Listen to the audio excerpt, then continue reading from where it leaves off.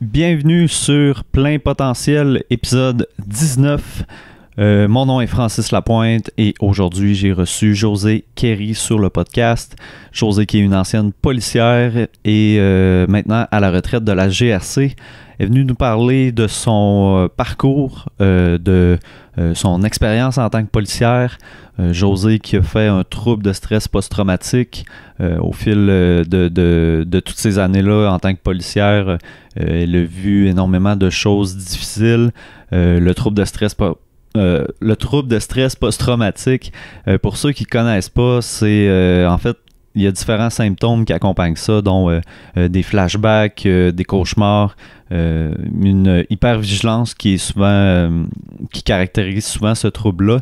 On peut penser un peu l'image que tout le monde connaît, celle du militaire qui revient de la guerre puis qui est hyper vigilant, qui au moindre bruit va réagir de façon intense, si on pourrait dire. Donc, c'est pas seulement aux militaires que ça arrive, ça peut aussi être aux premiers répondants, aux policiers, aux ambulanciers, mais aussi à monsieur et madame tout le monde qui vit un événement difficile. Donc, si vous voulez en savoir plus, écoutez le podcast. Et Josée fait aussi des conférences, autant pour des organisations policières que des conférences aussi pour le public. Donc, elle a ouvert certaines conférences pour le public d'ici les prochains mois, donc à l'automne. Je vous invite à aller voir sur son site josekerry.com. Josée aussi, qui va sortir un livre le 23 octobre qui s'appelle Flashback. Je vous invite à aller acheter ce livre, à le précommander.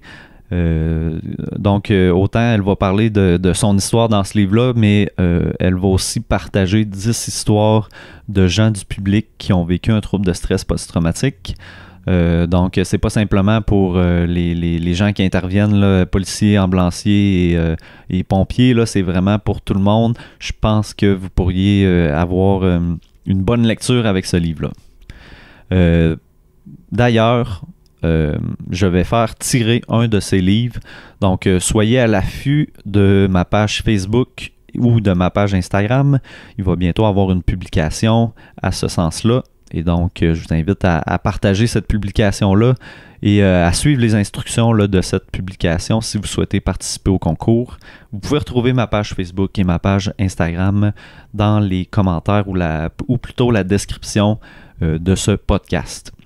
Donc, on a parlé durant ce podcast-là tout le parcours de Josée, à partir du début de sa carrière en tant que policière au Nouveau-Brunswick, jusqu'à sa retraite là, en 2015. Ben, en fait, plus récemment, là, retraite officielle en 2017, je crois.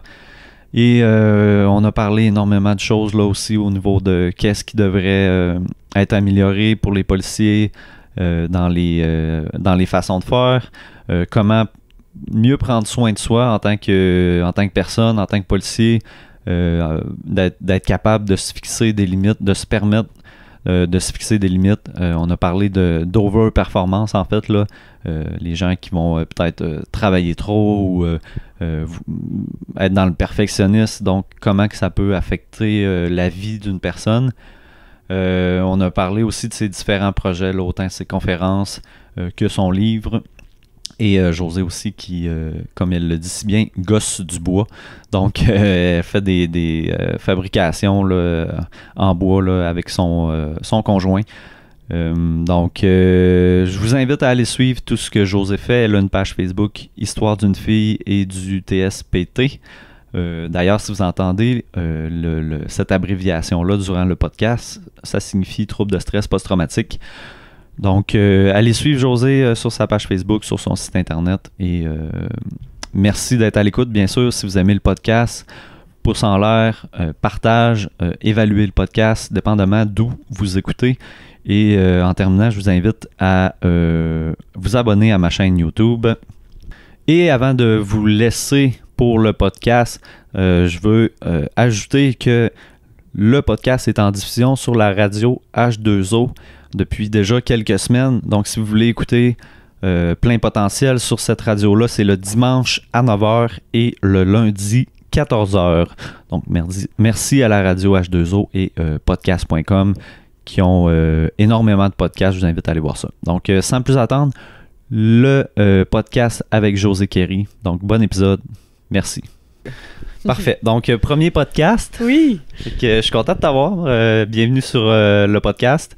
Je trouvais ça important de t'avoir. En fait, là, je t'ai connu via un article récemment, je crois, dans le Journal de Montréal. Sur Le Soleil. Le Soleil. Québec. Oui, c'est ça. Je trouvais l'histoire vraiment intéressante. Puis je me disais que ça pouvait être important de parler, en fait, de ça, pour les policiers, là, de prendre soin. Je vais juste placer ça un peu.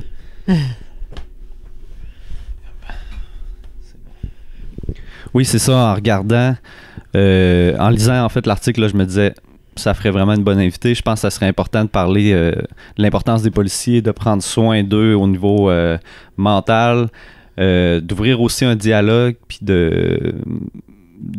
via ton histoire, je pense que ça peut être vraiment inspirant, puis j'espère que ça va peut-être faire réfléchir autant des policiers que des personnes en général là, sur la santé mentale. Puis, absolument. Moi, quand j'ai ouvert mon blog, dans le fond, je visais les premiers répondants. Ouais. Et puis, vite, je me suis rendu compte que c'était monsieur, madame, tout le monde qui souffrait de troubles de stress post-traumatique ou de santé, problèmes de santé mentale. Oui, c'est ça. Ça peut arriver pas mal à n'importe qui. Là. Exactement. On entend souvent parler le militaire ou bien les événements, des ouragans, des choses comme ça là, qui peuvent être traumatiques, mais ça peut être des événements... plus de vie quotidienne aussi, là, en fait, un accident d'auto ou n'importe quoi. Là. Absolument. Mm-hmm. Oui. Puis, c'est ça, on va commencer avec le début de l'histoire, en fait. Là. T'as été policière pendant combien de temps? J'étais policière pendant 20 ans à la GRC. OK. J'ai commencé au Nouveau-Brunswick pendant 6 ans. Puis j'aimerais ça qu'on commence un peu avant ça même. Avant ça. Qu'est-ce qui t'a amené à vouloir être policière? Puis ça avait quoi pour toi comme signification, si on pourrait dire, là, ce travail-là? Moi, là, j'ai voulu être policière depuis aussi loin que je me souviens. Depuis que j'ai 7-8 ans, je veux être policière. Et moi, je viens d'un petit village au Nouveau-Brunswick. Et puis, c'était la GRC qui patrouillait mon village. Fait que pour moi, c'était juste naturel de devenir policière de la GRC. Mm-hmm. Et puis, ça a toujours été. Ça a toujours été dans moi. Puis, j'ai continué. Après ça, je suis allée à l'université plus tard. J'ai étudié, j'ai fait un bac, j'ai fait du droit. Et puis là, mais le vouloir d'être policière était toujours là. Et puis à la fin de mon bac, j'ai appliqué puis j'ai été acceptée à GRC. OK. Oui. C'est drôle, on a souvent l'histoire de... les jeunes, en fait, les enfants disent souvent ça. Là, je vais être policier. Oui. Toi, c'était vraiment ça. Vrai. Toi, tu l'as fait. Oui, c'est ça, exactement. Puis, c'est ça, ton début en tant que policière, ça commence de façon assez dramatique, si on peut dire. Là. C'est assez rock'n'roll. Ta première intervention, qu'est-ce que tu peux nous en dire? Comment ça a débuté? Moi, ma première intervention, je devais commencer à travailler le lundi matin. Et puis, je suis arrivée à mon assignation le dimanche soir.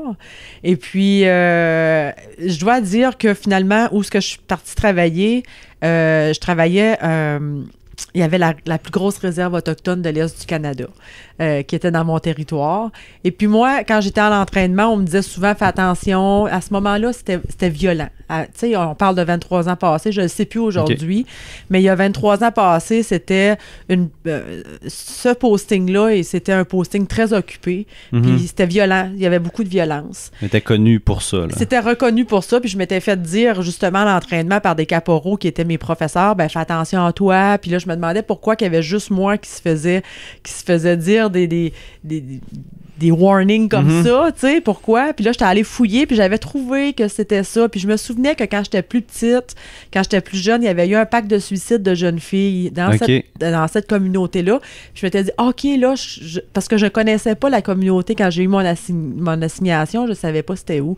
Et puis là, j'avais fait des recherches. Mais moi, là, je suis tellement au-dessus de tout à ce moment-là. J'ai 23 ans, j'ai ma nouvelle badge dans mes poches. Je pense qu'il n'y a rien qui peut m'arriver. T'avais pas tant d'appréhension malgré tous ces warnings-là? Du tout. Moi, là, je me pensais au-dessus de tout qu'il m'arriverait jamais rien. Que, tu sais, je mesure 5 pieds 9, mais j'étais rendue avec ma nouvelle badge à 23 ans que j'en mesurais 7 pieds 9. Tu comprends? Fait que moi, je me disais, j'ai l'auto de police, les barres jaunes sur le bord des cuisses, puis il n'y en aura pas de problème.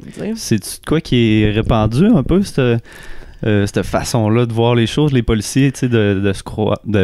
Ben, de se croire un peu, tu sais. Peut-être invincible. Là, Peut-être de se croire invincible. C'était vraiment comme ça que je me sentais. Moi, je peux parler pour moi, je ne sais pas pour les autres. Peut-être qu'on aura des commentaires, tu sais, mais moi, à 23 ans, je me sentais invincible. Je me disais, ils peuvent me poster n'importe où, ils peuvent me poster dans le Grand Nord, je peux aller partout.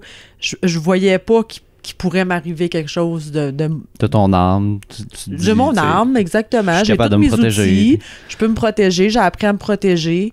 Puis, non, moi, je me sens vraiment invincible à ce moment-là. Puis là, qu'est-ce qui se passe ce fameux dimanche-là? Tu reçois un appel. Je reçois un appel d'un monsieur qui me dit que je vais être son backup durant la nuit. Et puis, parce qu'on est juste nous autres pour travailler. Puis je lui dis que je peux pas parce que j'ai pas mes outils. Tous mes outils, en parlant de mes outils, c'est mon arme à feu, mon poivre de Cayenne, mon bâton, mes menottes, tout ça. Assez important, là. Très important pour un policier. C'est envoyé de Regina à Richibouctou. Par Puro-Laiteux ou whatever à ce moment-là. Puis je vais le recevoir, moi, le lundi matin. C'est le boss qui a tout ça dans son bureau. OK. Le bureau est fermé. Ben oui, parce que le grand boss ne travaille pas le dimanche soir. Puis de toute façon, on prend ça un peu à la légère. Et puis, mon nouveau partenaire que je connais pas, me dit, ben de toute façon, on n'aura sûrement rien. Mais à 1h05 du matin, j'oublierai jamais l'heure, le dispatcher a téléphoné. Et puis là, il me parlait en anglais. Et puis c'était vite, mais je comprenais des codes 10. Mais moi, mes codes 10, je les connais super bien à ce moment-là. Je viens de sortir de l'école de police, tu sais, mais j'oublie tout. Je suis trop nerveuse. Et puis là, je regarde mon petit papier, puis je me rends compte qu'il y a des armes à feu d'impliqués, qu'il y a une grosse foule, puis là, je fais comme, wow, OK, je m'habille super vite. Puis je me souviens encore aujourd'hui que mon cœur débattait tellement fort, j'avais trop mis ma veste anti-balle serrée. Puis là, à ce moment-là, je me dis, j'allume, tu sais, il y a 23 ans passés, je me dis, c'est mon initiation. Sûrement qu'ils me niaisent. Tu sais, ils vont tout arriver, ils vont rire de moi, c'est mon initiation. Ça aurait pu, oui. Ça aurait pu. Fait que c'est ce que j'ai pensé. Fait que je suis allée plus à la légère. Quand je suis sortie de ma chambre quand l'auto de police est arrivé, j'ai bien vu que c'était sérieux. Parce que j'entendais de nouveau le dispatcher, le répartiteur nous donner de l'information supplémentaire. Puis à ce moment-là, l'information qu'on avait, c'était qu'une personne qui était atteinte par balle dans un épaule. Et qu'il y avait il y avait une foule et qu'il y avait des bouteilles de bière qui passaient d'un bord puis de l'autre. La chicane était prise. Une scène chaotique un peu. C'était pas beau. C'était un genre de mini-émeute qui se passait là à ce moment-là. Fait que pour la première fois de ma vie, on était dans l'auto de police, on avait 16 km à faire pour se rendre dans la communauté. Puis ma petite jambe droite a commencé à trembler beaucoup. Tu sais, j'avais peur. Puis là, mon partenaire m'a donné le fusil de chasse qu'on a dans l'auto, tu sais, et puis son poivre de Cayenne. Okay. Fait que là, à nous deux, on a un 9 mm, un fusil de chasse, un poivre de Cayenne, puis une paire de menottes, tu sais. Ouais. Fait que je me sens pas trop en sécurité. Puis là, les appels continuent de rentrer pour dire que c'est urgent. Tout le monde appelle la police. Fait qu'on reçoit plein d'appels. Fait qu'on arrive sur la scène, puis il y a des femmes qui sont en train de se battre, vraiment violemment.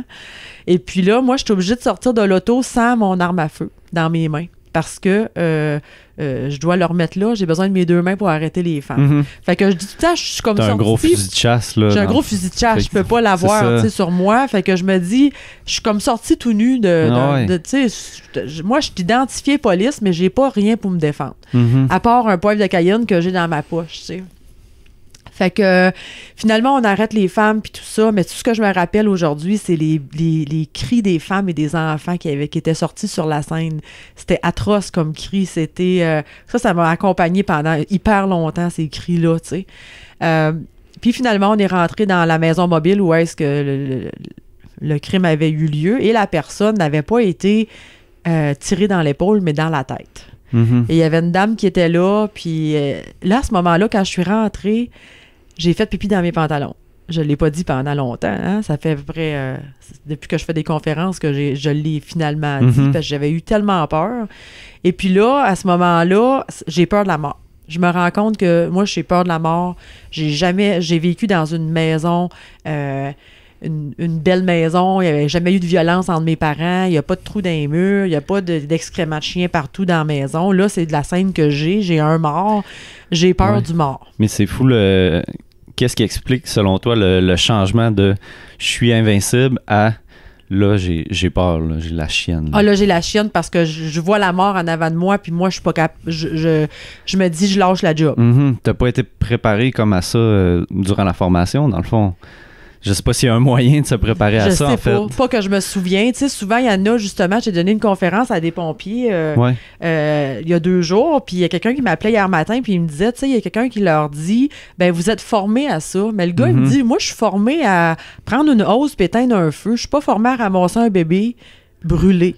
Puis c'est vrai, c'est ça. Tu sais, moi, j'étais pas formé à arriver puis faire face à la mort. Ben possiblement on nous en a parlé, là, je m'en souviens pas, ça fait trop longtemps, mais la détresse humaine que je voyais, j'étais pas prête à ça. J'étais pas prête à ça. Faut dire aussi, ça fait, c'est ça, 23, 26 ans. C'est ça. Là, j'imagine qu'il y a un aspect beaucoup psycho qui doit être intégré dans la formation là, maintenant, puis de l'importance de ils doivent plus préparer, en fait, là, les policiers. Là. Je le beaucoup souhaite. plus de connaissances, en tout cas. Ouais, c'est ça, tu le sais pas vraiment. Je le souhaite, c'est ça. Ouais.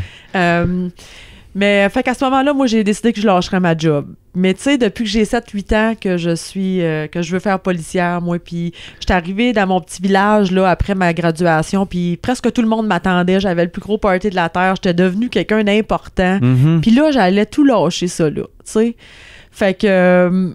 mais j'avais vraiment trop eu peur. J'avais décidé que je partirais, que je m'en irais. Mais il n'y a comme pas eu de progression, si on peut dire. T'arrives, puis c'est comme une des scènes, une des pires que tu peux voir, exactement. En fait. Là.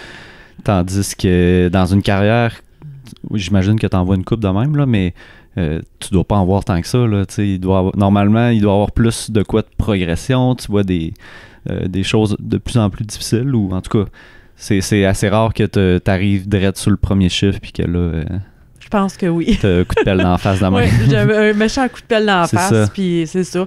Pourquoi j'ai continué, pourquoi j'ai fait 20 ans? Ben, j'ai appelé mon père ce matin-là, puis j'ai dit, je lâche tout ça, puis il m'a dit, mais t'as même pas commencé à travailler. J'ai dit, ben oui, j'ai travaillé toute la nuit, puis j'ai eu tout ça. Fait qu'il m'a dit, donne-toi une semaine, donne-toi un temps, donne-toi un moment, tu voulais tellement faire ça, t'as bien réussi là-bas à Regina, tu sais, essaye un peu. Puis ben c'est ce que j'ai fait. C'est ce que j'ai fait, puis ben, j'ai fait une carrière de 20 ans dans la police. C'est drôle, tu disais tantôt, ben c'est drôle, c'est pas drôle en fait, là.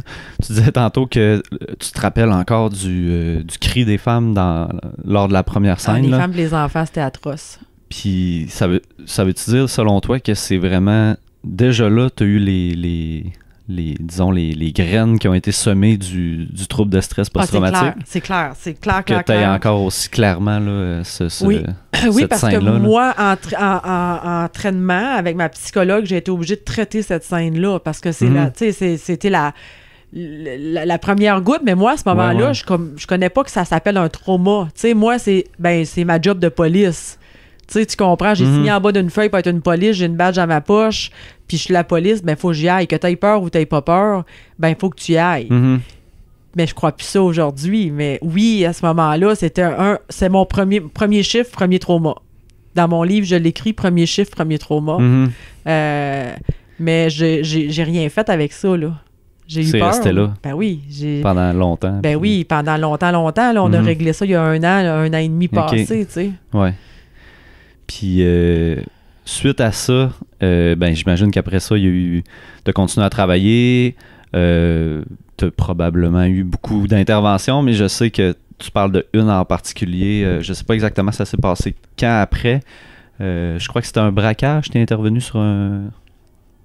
C'est peut-être pas un braquage, là, mais... je suis intervenu à une caisse populaire où est-ce qu'on a essayé de me désarmer. Exact, là, que le gars, il t'a pris par en arrière, puis... Ben oui, c'est ça, mais ce jeune homme-là, je le connaissais super bien, tu sais. OK. J'avais intervenu avec lui, puis j'avais une belle relation avec sa famille parce que j'essayais beaucoup de faire de la police communautaire, d'essayer d'aider. Moi, je suis un peu de Mère Teresa, tu sais, puis j'aimais ça arrêter, prendre un petit café, parler avec les gens. Okay. J'avais intervenu avec leur fils qui avait des problèmes de drogue, puis ce jeune homme-là, lui, il m'écoutait beaucoup, tu sais, il avait beaucoup confiance en moi. On avait établi un beau lien de confiance. Mais un lundi matin, ce jeune homme-là avait besoin de l'argent pour régler une dette de drogue, puis faisait des menaces à sa mère à la caisse. Fait que la directrice a téléphoné, mais moi, j'étais seule au bureau à ce moment-là. Mais j'ai dit, il n'y en a pas de problème.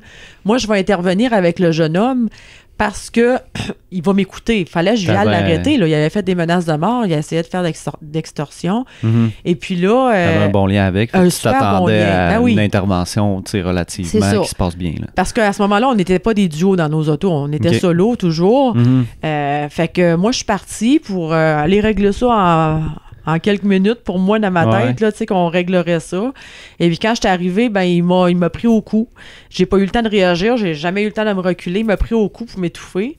Puis on est tombé par terre. Mes 2 genoux ont ouvert, tu sais, je me suis blessée. Mais là, à un moment donné, il a essayé avec mon arme à feu, de prendre mon arme à feu, tu sais. Puis je me souviens que tout mon corps levait. Tu sais, mon corps levait parce qu'il tirait tellement fort pour sortir mon arme à feu. Il y a un locker. Un lock, là. Heureusement qu'il connaissait pas la façon de le sortir. Fait que, mais il était fou, là. Il n'y avait pas question que je l'arrête ce jour-là. C'est moi qui allais y passer. Puis heureusement, il y a un bon Samaritain qui est arrivé dans le cours de la caisse, puis il a frappé en plein visage un coup de pied au jeune homme. Puis à nous deux, au bon Samaritain puis moi, on a réussi à le menotter puis le contrôler. Puis là, mon backup arrivait parce que là, les madames ils ont appelé 911 pour dire qu'il y avait une policière qui était en train de se faire battre dans le cours, tu sais, fait que c'est ça. Puis là, qu'est-ce qui s'est passé, que j'aime toujours parler dans mes conférences, c'est que je me suis rendue à l'hôpital pour avoir des points de suture sur un de mes genoux. Puis on s'est bien occupé de mes genoux, tu sais. Mais il n'y a personne qui m'a demandé comment j'allais. Il n'y a personne qui m'a demandé « As-tu eu peur de mourir? » Tu sais, le gars, il essayait de prendre mon arme à feu, là, tu sais. Fait que... Comme si c'était normal, en fait, que... C'était ça. Que tu aies passé proche de mourir. Là. C'était ça. Il était fou. Il m'étouffait. Moi, je me suis sentie partir. Je pensais vraiment qu'il était en train... J'allais mourir étouffée. Et puis là, finalement... Qu'est-ce qui s'est passé? C'est que mes pantalons étaient ouverts. Fait que je suis partie chez nous changer mes pantalons, puis à 1h, j'étais sur la job. Parce que j'aurais paru ben trop faible de dire que j'avais eu peur. Tu comprends? Fait que moi, je parlais à personne de mes peurs de la job. Il y en a-tu qui en parlaient, mettons, dans le milieu? Non. Pas que je me souviens. Non. Pas que je me souviens. À ce moment-là, on parlait pas qu'on avait peur. Mais il y avait des sujets. Je me souviens qu'il y avait des sujets que quand on avait des appels avec ces sujets-là, la frousse nous pognait, là. Il n'y a personne qui le disait, mais on avait peur, puis on se disait, OK, il faut y aller 3-4, parce que le gars, il y avait des personnes violentes, on savait qu'il y avait des armes à feu, on savait que c'était dangereux, mais personne parlait ouvertement de la peur qu'on avait. Tu le sentais par la façon d'intervenir, plus de backup ou quelque chose de même. Plus de backup ou du monde qui se poussait un peu, tu sais. C'est ça. Puis... Fait que deuxième grosse peur, deuxième grosse peur. Confrontation à la mort encore. À la mort, oui, absolument, c'est ça. Peur de mourir. Oui, peur de mourir.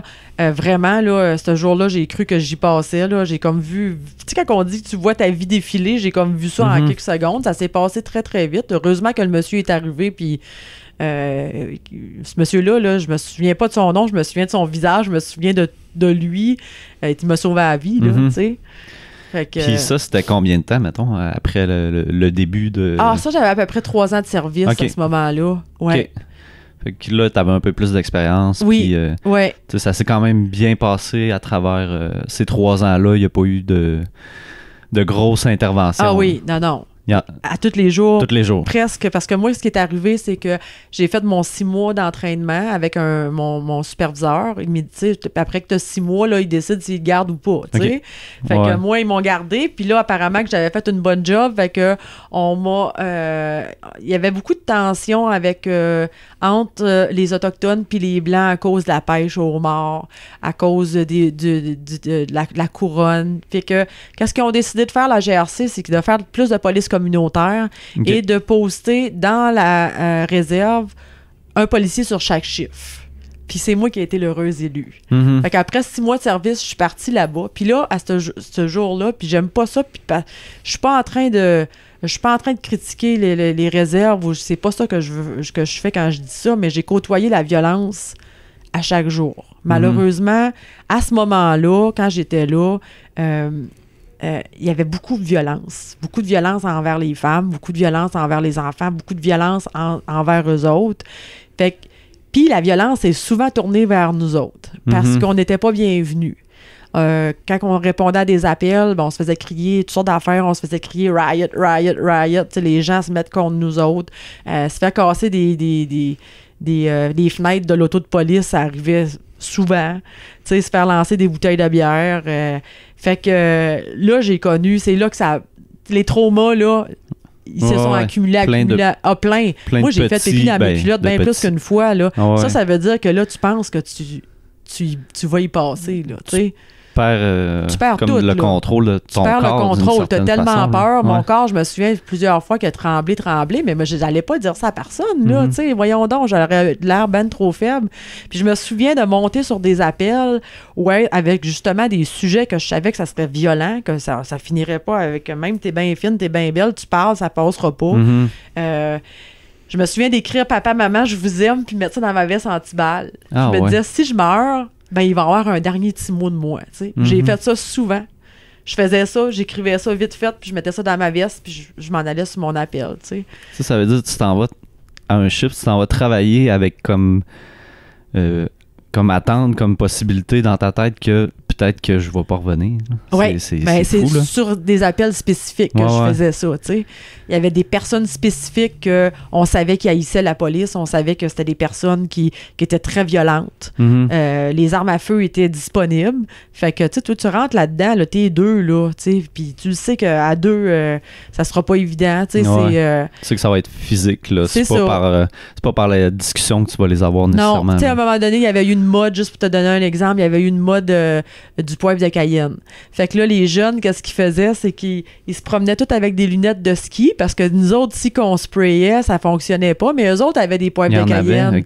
Fait que, tu sais, si tu t'en vas sur un appel, puis tu te fais... Moi, je le sais, là, quand j'étais à Regina, je l'ai expérimenté, le poivre de Cayenne. C'était atroce, là. Mais si moi, je me fais arroser par un jeune. Tu vois plus rien. Là. Je vois plus rien. Ils vont me tuer, là. Tu comprends? Puis c'était toujours la nuit que ça se passait. C'était toujours quand il faisait noir, tu sais. Fait que, non, ça a été quelque chose. C'est incroyable comment ça doit être dur sur les nerfs, l'anxiété. Moi, j'avais un petit journal intime que j'écrivais souvent, tu sais, puis je l'ai relu quand j'ai écrit mon livre récemment, puis j'avais complètement oublié ça, puis j'avais écrit à quelque part que j'avais l'impression que je laissais une partie de moi-même, que j'avais laissé cette nuit-là une partie de moi-même parce que j'avais répondu à plusieurs tentatives de suicide de jeunes filles. Puis moi, à chaque fois, je voulais tout le temps les sauver, tu sais. Fait que je donnais tout ce que je pouvais, puis on était épuisés mentalement. Moi puis mon partner, je me souviens, c'était un homme de 6 pieds 3, 6 pieds 4, un gros bif, là. Lui-même autochtone, tu sais, puis on voulait essayer de faire une différence, tu sais. Puis j'avais écrit dans mon journal que j'avais l'impression de laisser une partie de moi-même, puis qu'on était épuisés totalement, tu sais.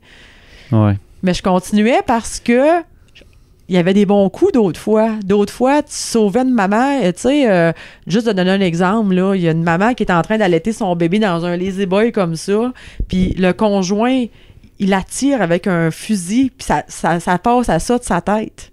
Tu sais, il y a le trou de balle là, qui est là dans le mur, là, il l'a tiré, mais il voulait y faire peur, là. Fait que c'était de la violence conjugale incroyable. Moi, je me rappelle d'avoir pris cette madame-là dans mon auto avec son bébé dans le siège d'auto en arrière puis se sauver, tu sais. Mais j'ai réussi à l'apporter dans une maison. J'ai réussi à être assez proche de la femme puis qu'elle s'en est sortie. Fait que ça, tu sais, ça, t'as sauvé 2 vies, là. À quitter l'environnement. À quitter l'environnement, elle est partie, on l'a apporté dans... Tu sais, je me rappelle d'arriver à la maison de femmes battues avec ce madame-là, mais après ça, elle s'est accrochée à moi, tu sais... Puis j'ai tout donné, puis elle s'en est sortie, tu sais, puis j'avais reçu une lettre, là, une couple d'années plus tard pour me dire, tu sais, tu m'as sauvé la vie, mais ça, c'est pas rien, tu sais. Fait que ça, tu continues, tu te dis... Puis t'es bien payé, t'as une bonne paye, t'as un beau statut, tu te dis, ben, tu continues, tu sais. Ouais. Tu te voyais pas nécessairement faire autre chose non plus? Non, non, j'avais l'impression. Oui, c'est ça, ouais. Puis je sais que dans ton histoire, parce que moi j'ai écouté les vidéos que tu avais mis sur YouTube, comme on disait avant qu'on commence, je pense, là t'es enlevé parce que c'est principalement le contenu de ta conférence. Exactement, c'est ça. J'ai eu le temps de les écouter avant que tu les enlèves, puis c'est ça, tu parles beaucoup que tu clairais ta maison en arrivant? Je clairais ma maison, ça c'est parce que j'avais eu des menaces de mort d'une personne qui avait fait des menaces de tuer une police. Suite à une tentative de meurtre de sa conjointe, moi j'étais l'enquêteur principal du dossier. Puis j'avais obtenu une déclaration de la victime qui voulait pas donner de déclaration, mais après 1 heure de parler avec elle pour lui dire comment qu'on pouvait la protéger, la madame, puis tout ça, elle a décidé de me donner une déclaration. Mais quand elle est sortie de l'hôpital, parce qu'elle était aux soins intensifs, là, la madame avait été maganée, pas à peu près par le conjoint, tu sais. Puis elle est retournée avec le conjoint, puis elle lui a dit, ben, c'est José Carré qui est responsable parce qu'il y avait un mandat d'arrestation, de tentative de meurtre contre lui, mais on trouvait pas le monsieur. Fait que une longue histoire, pour la mettre courte un peu, il y a eu une émeute un soir parce qu'on essayait de retrouver cet homme-là. Il y a eu une émeute d'environ 75 personnes de la communauté contre 3 policiers armés puis 3 non armés. Et ça a vraiment mal tourné. Il y a notre camion il y a personne qui a été blessé ou tué, c'est presque un miracle, là. Mais notre camion a été brûlé. Toutes les fenêtres des autos de police ça a été cassé. Les policiers se sont sauvés de la communauté pour aller se réfugier dans... Des choses qu'on pense pas qui se passent au Canada. Non, là, non, c'est ça. Puis, tu sais, fait que moi, le lendemain matin, moi, je travaillais pas, j'étais pas là. Puis quand je suis arrivée le lendemain matin, le suspect m'appelait puis il me disait au téléphone, je vais te trouver bien avant que tu me trouves ma chienne, puis t'es morte. Fait que là, j'avais des menaces de mort de cet homme-là que j'avais peur depuis le jour 1, parce qu'il venait de sortir de prison, puis on avait l'information que lui, tuer une police, ça ferait son affaire, tu sais. Ah ouais. Fait que là, il veut tuer une police, puis il vient de me le dire, fait que c'est pas mal, tu sais. Mais moi, la fille, le boss, il me rencontre, puis il me dit de m'en aller dans ma famille, de partir. Puis moi, je dis, ben non, si on fait ça, on va avoir l'air des faibles.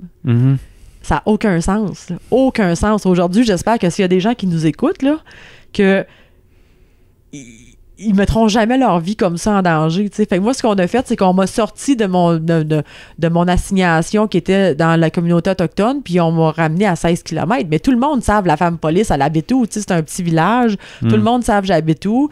Fait que le soir, je suis partie à la maison avec mon arme, avec un char de police, puis tout mon uniforme, parce que c'est ça l'entente qu'on avait, tu sais, pour me protéger moi-même. C'est ce qu'on ferait.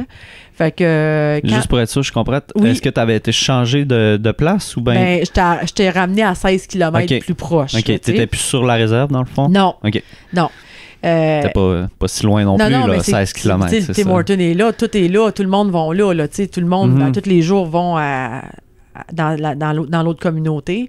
Puis finalement, quand je suis arrivée chez nous, j'ai eu la frousse de ma vie parce que je me suis dit peut-être qu'il est là. Il m'attend sûrement dans le bois, tu sais. Fait que je suis sortie sans m'en rendre compte, je suis sortie de l'auto de police avec mon gun sorti, puis j'ai commencé à me clairer pour rentrer dans ma maison. Puis là, ça m'a fait comme, oh, je suis là, je suis chez nous tout seul, là. Puis là, j'ai clairé ma maison. Clairer, juste pour ceux qui savent pas c'est quoi, clairer, c'est comme dans les films quand ils rentrent dans une place puis ils savent pas s'il va y avoir un suspect ou... Fait que là, t'as ton arme sortie. Tu checkes dans toutes les pièces. Exactement. Puis, je checkais même en dessous de mon évier au cas où qui rentrait là. Tu sais, j'avais tellement peur. Puis là, j'ai réalisé l'ampleur des menaces de mort. Et puis là, j'ai commencé à avoir la frousse, puis j'essayais de manger, c'était impossible de manger, impossible de me déshabiller, parce que j'avais trop peur qu'il rentre dans ma maison. Fait que quand c'est venu le temps de dormir, la seule façon que j'ai pu dormir, ça a été de dégainer mon arme à feu, puis la mettre sur l'oreiller à côté, puis mettre ma main dessus. Puis dégainer, c'est vraiment, là, elle est prête à... Mon arme, là, il est chargé, il est sur l'oreiller à côté, puis j'ai la main dessus. Puis il fait face par l'extérieur, tu sais. Fait que, à qui je vais aller dire ça, moi? À qui je vais aller dire demain matin, ben j'ai dormi avec mon gun dans mon lit parce que j'avais trop peur que je l'appelle Joseph, là. Surtout que t'as pas le droit, là. Ben non! C'est ça. Ben non, t'as pas le droit de faire ça, puis j'ai avoir l'air d'une méchante pisseuse, tu sais, je vais avoir l'air d'une fille qui a peur, tu sais. Puis je le dirai pas à personne parce que moi, ma réputation, c'est quoi à ce moment-là? C'est que j'ai eu la réputation j'ai un coach là, pendant 6 mois qui était un des top polices dans ce coin-là. Que ce gars-là répondait à tous les appels. Tous ses rapports étaient ça coche, c'était incroyable. Fait que moi, j'ai appris à travailler comme lui. Fait qu'on s'est fait une belle réputation. Puis je me fais la réputation de la fille qui a peur de rien. Ben, sûrement que ça t'a suivi aussi avec ta première intervention. Ben oui, mais c'est ça. Ça a commencé comme ça, tu comprends? Ouais. Fait que j'ai l'air de la fille qui a peur de rien, qui est la première qui rentre ses appels, mais dans le fond, j'ai peur de tout. Mm-hmm. Tu sais, je cache ça en dedans de moi. C'est ça, t'es capable quand même que ça apparaisse pas durant tes interventions. C'est ça. Ben oui. Puis là, je me souviens qu'il y en a beaucoup qui disent, moi, mon backup, là, ça peut être Josée la première, tu sais. Mais ils savent pas que j'ai la frousse au bout, mais je vais y aller pareil parce que je me dis, ben c'est ma job, ils ont confiance en moi, puis je vais y aller, tu sais. Ouais. Fait que c'est ça. Fait que ça s'est passé comme ça pour clairer ma maison, pour dormir avec ça. Puis là, tranquillement, je sais pas si tu veux j'en parle tout de suite, mais tranquillement, j'ai commencé à faire des cauchemars. Ouais, c'est bon. Oui. J'ai commencé à rêver que le suspect rentrait toujours par ma fenêtre de chambre, puis il avait son arme à feu, j'avais le mien, mais le mien fonctionnait pas, puis le sien fonctionnait, puis il me tuait. Mm-hmm. Fait qu'après environ 2-3 jours que ça se passe, je commence à la nuit à tousser et m'étouffer, puis mon air passe plus, puis j'ai de l'air un peu nounoune, mais je me dis, je suis allergique à quelque chose. Mm-hmm. À ce moment-là, j'ai aucune idée qu'est-ce qui se passe avec moi. Fait que je vais avoir un médecin dans une autre communauté pour me faire dire ben, tu fais des sérieuses crises de panique. C'est des crises d'anxiété que tu fais. Et puis là, ben, je suis cernée comme ça parce que je dors pas. J'ai peur de dormir, ben, j'ai peur de me faire tuer. Fait que il me donne une prescription de médicaments pour l'anxiété, pour dormir, puis si je fais des crises de panique, pour prendre pour arrêter les crises de panique. Et moi, là, je capotais. J'avais mon nom, là, Josée Carré, avec des médicaments sur un formulaire. Ah ouais. Puis là, je me sens tellement pas bonne, puis je me dis, si je prends les médicaments, ben, je vais dormir bien dur, le gars va venir me tuer. Tu comprends? Fait que j'ai tout déchiré ça en petits morceaux, puis je me rappelle dans quelle poubelle, dans quelle communauté que je l'ai mis, parce que je voulais pas que personne, mettons qu'un partner aurait vu ça. Fait que j'ai jeté ça, puis j'avais honte. Ouais, c'est comme si c'était vraiment... quasiment comme si tu avais fait un crime, dans le fond, puis tu cachais de quoi. Je cachais de quoi, puis là, j'avais honte de ça. C'était vraiment grave. Là. Ouais, c'est ça. Fait que là, j'ai continué à faire mes crises de panique. Puis je me souviens d'arriver au bureau des fois, puis ça parlait pas bien parce que ma gorge avait tellement serré la nuit, puis j'avais tellement toussé, tu sais. Mais je parlais pas. Je le disais pas à personne. Jusqu'au jour où est-ce que cette personne-là a été arrêtée un jour de l'an. C'est 2 gros hommes qui étaient face à lui, puis ça a été une lutte à n'en plus finir. Tu sais, il est chanceux d'être en vie, le monsieur, encore le suspect. Okay. Puis finalement, il y a eu le procès, il a été reconnu coupable et tout ça. Puis ça a été combien de temps à vivre cette 3 mois, enfer-là? Environ 3 mois à vivre ça. Ouais. Quand même. Ouais. 3 mois à... Puis c'est vraiment là qu'ont commencé les cauchemars, puis plus des symptômes vraiment de troubles de stress post-traumatique. Ben là, à ce moment-là, je sais pas. Ouais. Je connais pas ça. J'ai aucune idée qu'est-ce qui se passe avec moi, mais c'est normal. J'ai tellement peur que tant qu'à moi, c'est normal. Puis quand il est arrêté, tout arrête. J'ai plus... les crises de panique la nuit, ça se fait plus. J'ai plus de cauchemars. Tout est beau. Tout est fini. Fait que là, on parle pas de troubles de stress post-traumatique à ce moment-là parce que je consulte pas, je vais pas voir personne, on n'en parle pas. Fait que, mais là, j'ai un transfert après. J'ai un transfert au Québec. Je m'en viens au Québec. Et puis là, à ce moment-là... C'est une promotion ou bien t'avais le même... toujours agente? J'étais tout le temps gendarme, mais qu'est-ce qui arrivait? Okay. Oui, c'est ça. C'est dans la GRC. Dans la GRC, c'est ça. Ce qui arrivait, c'est qu'il y avait eu les attentats de 2001 à New York, puis la GRC mettait la sécurité sur les avions. Puis moi, mon conjoint était policier de la GRC aussi, puis il voulait s'en venir au Québec. Fait que moi, j'ai décidé de le suivre. Puis à ce moment-là, là, je me souviens, là, quand j'ai su, là, ça m'a fait comme tellement là, m'enlever un fardeau sur les épaules parce que je me disais, je vais arrêter de vivre cette violence-là. Mm-hmm. Tu sais, toute la violence que j'ai vécue, je vais arrêter de la vivre. Puis là, j'ai l'impression, j'ai tout mis ça dans un petit tiroir. Tous les traumas, là, je t'ai parlé de 3 affaires, là, mais je pourrais t'en parler pendant 2 jours de temps, des choses que j'ai vues qui étaient atroces. Mm-hmm. Mais dans mon livre, j'en écris beaucoup plus. Okay. Fait que beaucoup plus de scènes que j'ai assistées, tu sais, que pour moi, c'était invivable. Mm-hmm.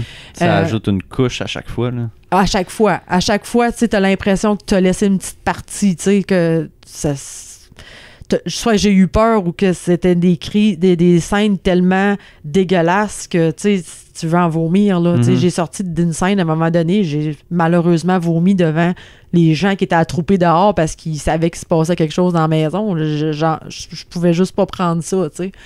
Fait que je me suis envenue au Québec. J'ai tout mis ça dans un petit tiroir. Je dis tout le temps que mon petit tiroir fermait pas, mais j'ai donné un bon coup, puis je me suis dit, moi, je m'en vais par là, tu sais, je suis positive dans la vie, puis je veux m'en aller, je laisse tout ça en arrière, là, tu sais, comme parce que j'enlevais mes uniformes. En enlevant mes uniformes, les gens sauraient plus que je suis une police. Je m'en venais travailler comme enquêteur au Québec. Okay. Fait que j'allais revêtir un complet, j'allais passer incognito, tu sais. Fait que pour moi, ma sécurité, elle serait plus en danger. Mais quand même, enquêteur, j'imagine, tu vois aussi des trucs qui doivent être assez difficiles. Mais là, j'ai travaillé aux stupéfiants. Fait que là, tu fais des enquêtes de stupéfiants, c'est à long terme, c'est des importations, c'est du niveau, c'est d'autres niveaux. Ou est-ce que quand tu vas arrêter les gens, ça va être tellement, tu sais, ça va être le GTI qui va rentrer, ça va être, tu sais, toi, quand tu vas rentrer sur la scène, tout va être sécurisé. Tu sais, c'est pas... Ta sécurité, pour moi, ça se comparait pas à ce que j'avais vécu, là, tu sais. C'était moins dans le feu de l'action, là. Oui, ben oui, tout est planifié, là. Tu sais, c'est certain que si qu'on a un sujet qui est dangereux, ben ça va être le SWAT qui va rentrer en premier. Puis un coup que la personne est arrêtée, là, nous autres, on rentre, on fait notre fouille, on fait nos affaires. Fait que c'était beaucoup plus sécurisé. C'était pas la même chose, là, du tout, là. Fait que je me suis envenue au Québec. Puis c'est ça, j'ai travaillé à l'aéroport, mais c'était presque juste des stupéfiants que je travaillais dessus. OK. Puis là, je m'amusais. À Montréal, ça? Oui, à Montréal. Puis là, je m'amusais, là, j'aimais ça. J'apprenais des nouvelles techniques d'enquête, tu sais, de l'infiltration, de l'écoute électronique, de la surveillance. J'avais jamais fait ça avant. Là, je tripais au bout, là, tu sais. Puis vite, je me suis fait assigner des beaux gros dossiers parce que j'avais pris beaucoup d'expérience au Nouveau-Brunswick comme sur les enquêtes, tu sais. Puis là, ben, j'ai tombé dans l'hyper-performance. C'est ça. Quand j'écoutais ça, je me disais, le fait que tu voulais tellement travailler tout le temps plus, c'était-tu une façon de... Est-ce que quand tu arrivais chez vous, tu te mettais à trop penser, justement? C'était-tu une façon d'éviter ça? Non, moi ce qui est arrivé, c'est qu'à un moment donné, tu sais, moi, là, je dis tout le temps que je venais d'un petit village, puis j'avais le syndrome de la fille du petit village. Okay. J'ai inventé ce mot-là, je sais pas si ça existe, là, mais syndrome de la fille du petit village, là. Moi, quand j'étais jeune, je viens d'une petite communauté, puis quand j'allais, par exemple, j'étais sur l'équipe de judo de la province, puis à un moment donné, j'ai fait du national, tu sais. Okay. Puis quand j'allais dans des compétitions dans les grandes villes avec les judokas qui étaient de grandes villes, j'avais l'impression qu'ils connaissaient plus de choses que moi, qui étaient mieux habillés, qui avaient plus d'argent. Il y avait tout plus. Okay. Puis là, moi, j'avais le syndrome que j'étais toujours moindre face à ces gens-là, tu sais. Puis, quand je suis arrivée à Regina, ben, c'est moi qui avais été la chef de ma troupe, tu sais. J'étais une des rares femmes à faire ce job-là, tu sais, à leader la troupe. C'était moi qui avais été... À Regina, c'était ta formation? Oui, c'est ça, tu sais, okay. parce que t'as ta troupe, mais ça prend un chef de troupe. Puis moi, ben, ils m'ont voté chef de troupe, tu sais. Okay.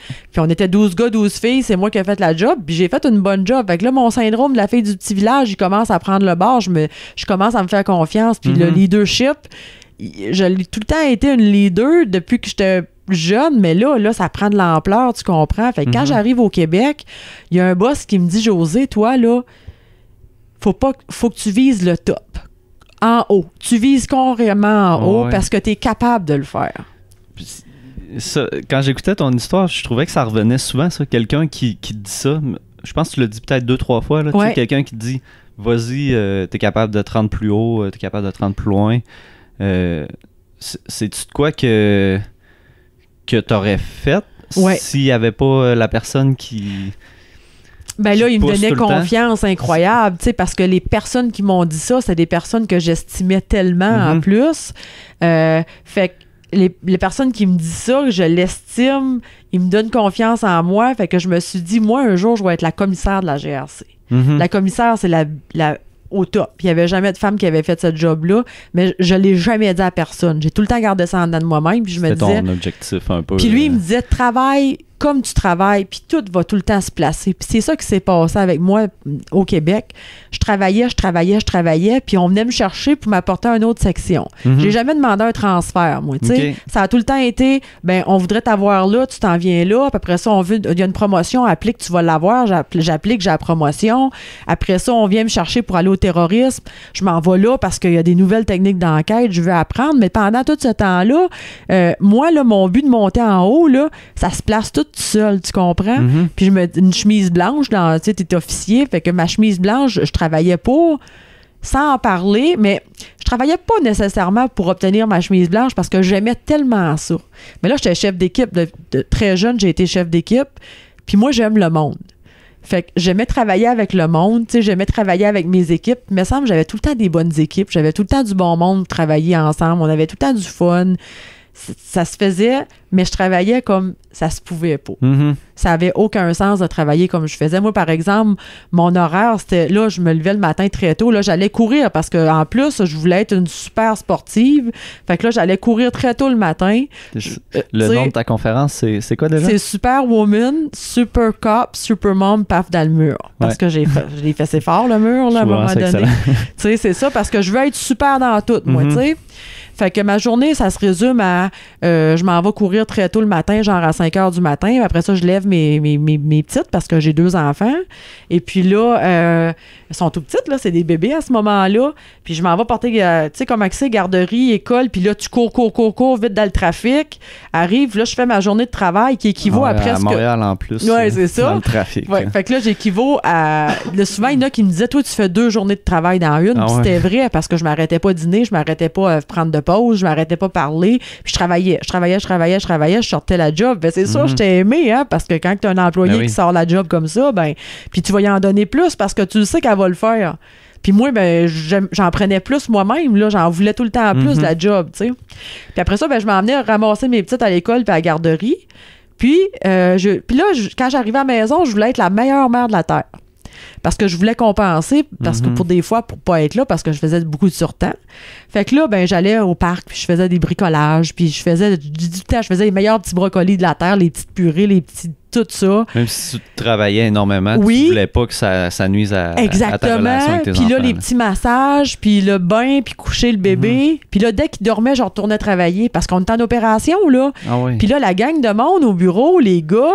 Ils étaient restés au bureau, eux autres, pour continuer de travailler. Ben là, moi, à 8 heures, je revenais travailler au bureau, puis je rembarquais dans mes choses jusqu'à temps que je sois plus capable. Fait que c'était pas juste toi là, qui étais dans ce beat-là. Un peu tout le monde travaillait énormément. Là, oui. Non. Quand t'es en opération comme ça, tout le monde travaille beaucoup. Okay.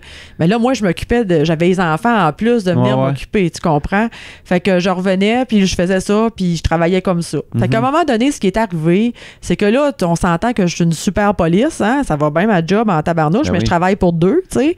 Je pense que je suis une super maman, je fais une bien bonne job.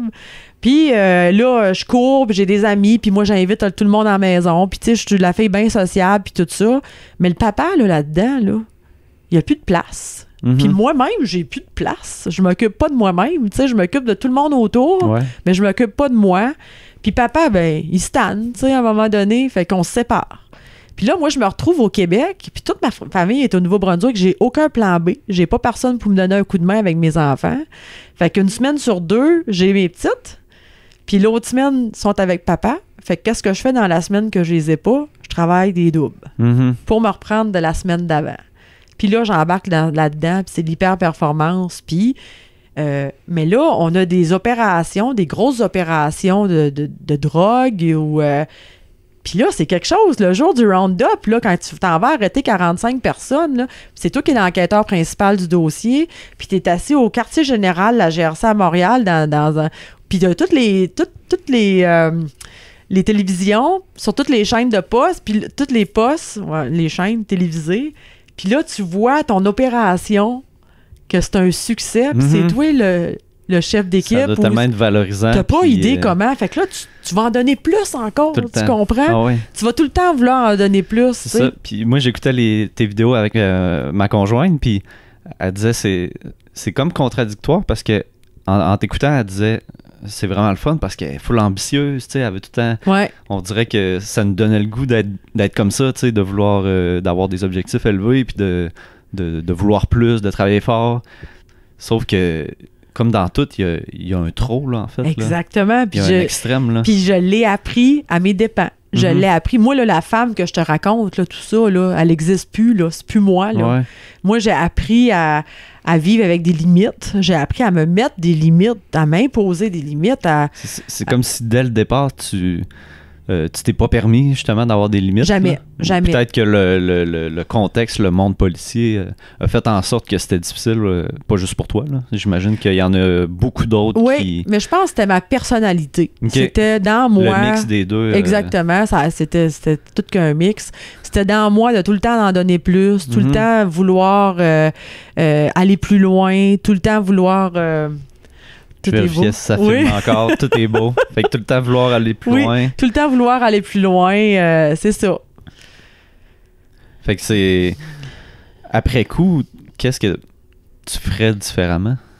Ah ben là, je le fais différemment, là. Ce que tu fais en ce moment, non? Ben oui, là, un jour, j'ai frappé le mur. Ce qui est, pour arriver là, c'est que j'ai été recrutée pour aller travailler à l'unité du terrorisme à Montréal. Puis j'ai été donné un dossier de niveau international très important. Là. C'était le dossier de ma carrière. Là, moi, j'étais chef d'équipe, puis à un moment donné, j'avais 54 personnes sur mon organigramme qui travaillaient sous moi. C'est sûr, j'ai un boss au-dessus de moi qui est extraordinaire, là, qui me donne un gros coup de main. Mais moi, je suis sur le plancher. T'es assez haute, là. Je suis sur le plancher, puis sur la route, quand on fait des opérations majeures, je dois être là, puis je suis tout le temps là. Puis écoute, là, j'embarque dans le petit avion de la GRC qui m'apporte à Washington au FBI. Puis là, on est là en avant de ces enquêteurs-là qui ont fait Boston, qui ont fait New York, qui ont fait toutes ces grosses enquêtes-là. Puis on leur expose qu'est-ce qu'on a comme preuve, qu'est-ce qu'on a comme dossier. Puis là, eux autres sont comme « Wow! » Puis là, moi, je suis comme la fille du petit village. Je suis la chef d'équipe de tout ça. Fait que ça remonte-tu les épaules, tu sais? Au FBI à Washington. Oui, puis là, tu sais, puis là, je me souviens de sortir de là puis de dire aux gars, on est tellement bon, on fait tellement de job incroyable, tu comprends? Fait que moi, j'embarque encore là-dedans, puis là, la performance, écoute, là, ça roule, hein, tu sais. Et puis, à un moment donné, ce qui arrive, c'est que tout le monde sont brûlés, tout le monde travaille. Il y avait eu l'attentat de Saint-Jean-sur-Richelieu puis Ottawa, puis on a de l'ouvrage, on travaille, c'est des heures à n'en plus finir, tout le monde travaille, tout le monde c'est un peu vidé à ce moment-là. Et puis là, moi, comme je te dis, j'aime beaucoup le monde, puis j'aime ça quand ça va bien, puis il appelait ça le Dream Team à José, tu sais. Puis là, mon Dream Team, tranquillement, ça commençait à avoir des petites chicanes ici et là parce que tout le monde sont fatigués. Ouais. Puis moi, je prends ça personnel parce que j'aime pas ça que mon Dream Team est en train de tomber, tu comprends? Fait que là, c'est ton équipe. C'est mon équipe. Je veux que tout le monde soit content quand ils rentrent travailler. Je veux qu'ils soient heureux. Mais là, il y a des chicanes entre deux autres là, deux autres que ça marche pas avec les deux autres. Puis là, ça commence à... Fait que là, en plus de gérer des opérations, tu commences à gérer l'équipe. Je gère du monde. Gérer du monde, c'est pas facile.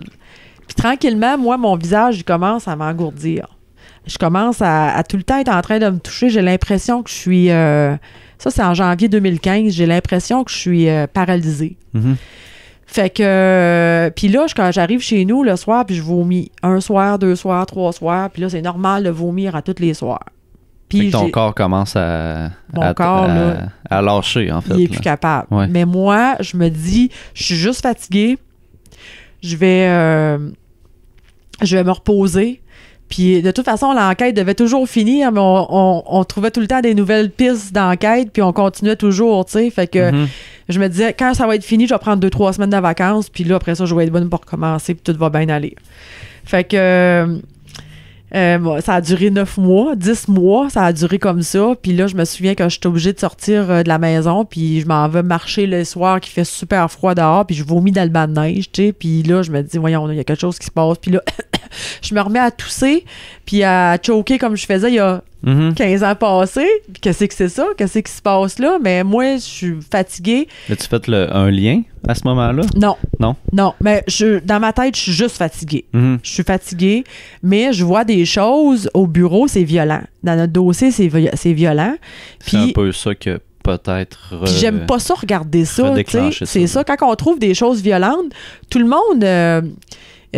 sont contents parce qu'on a trouvé de la preuve dans notre dossier, on va pouvoir arrêter des gens. Mais là, moi, quand je regarde ça, j'aime pas ça. Mais là, ça me rappelle des choses de il y a 15 ans passés, mais j'en parle pas, je dis rien. Puis à un moment donné, un dimanche après-midi, je rentre travailler. Puis là, je vois quelque chose de très, très, très, très, très violent. Puis là, ça me fait « Ah! » Puis là, je sors de là, puis je continue de voir l'image violente. Puis je me couche la nuit, puis l'image violente est toujours dans ma tête.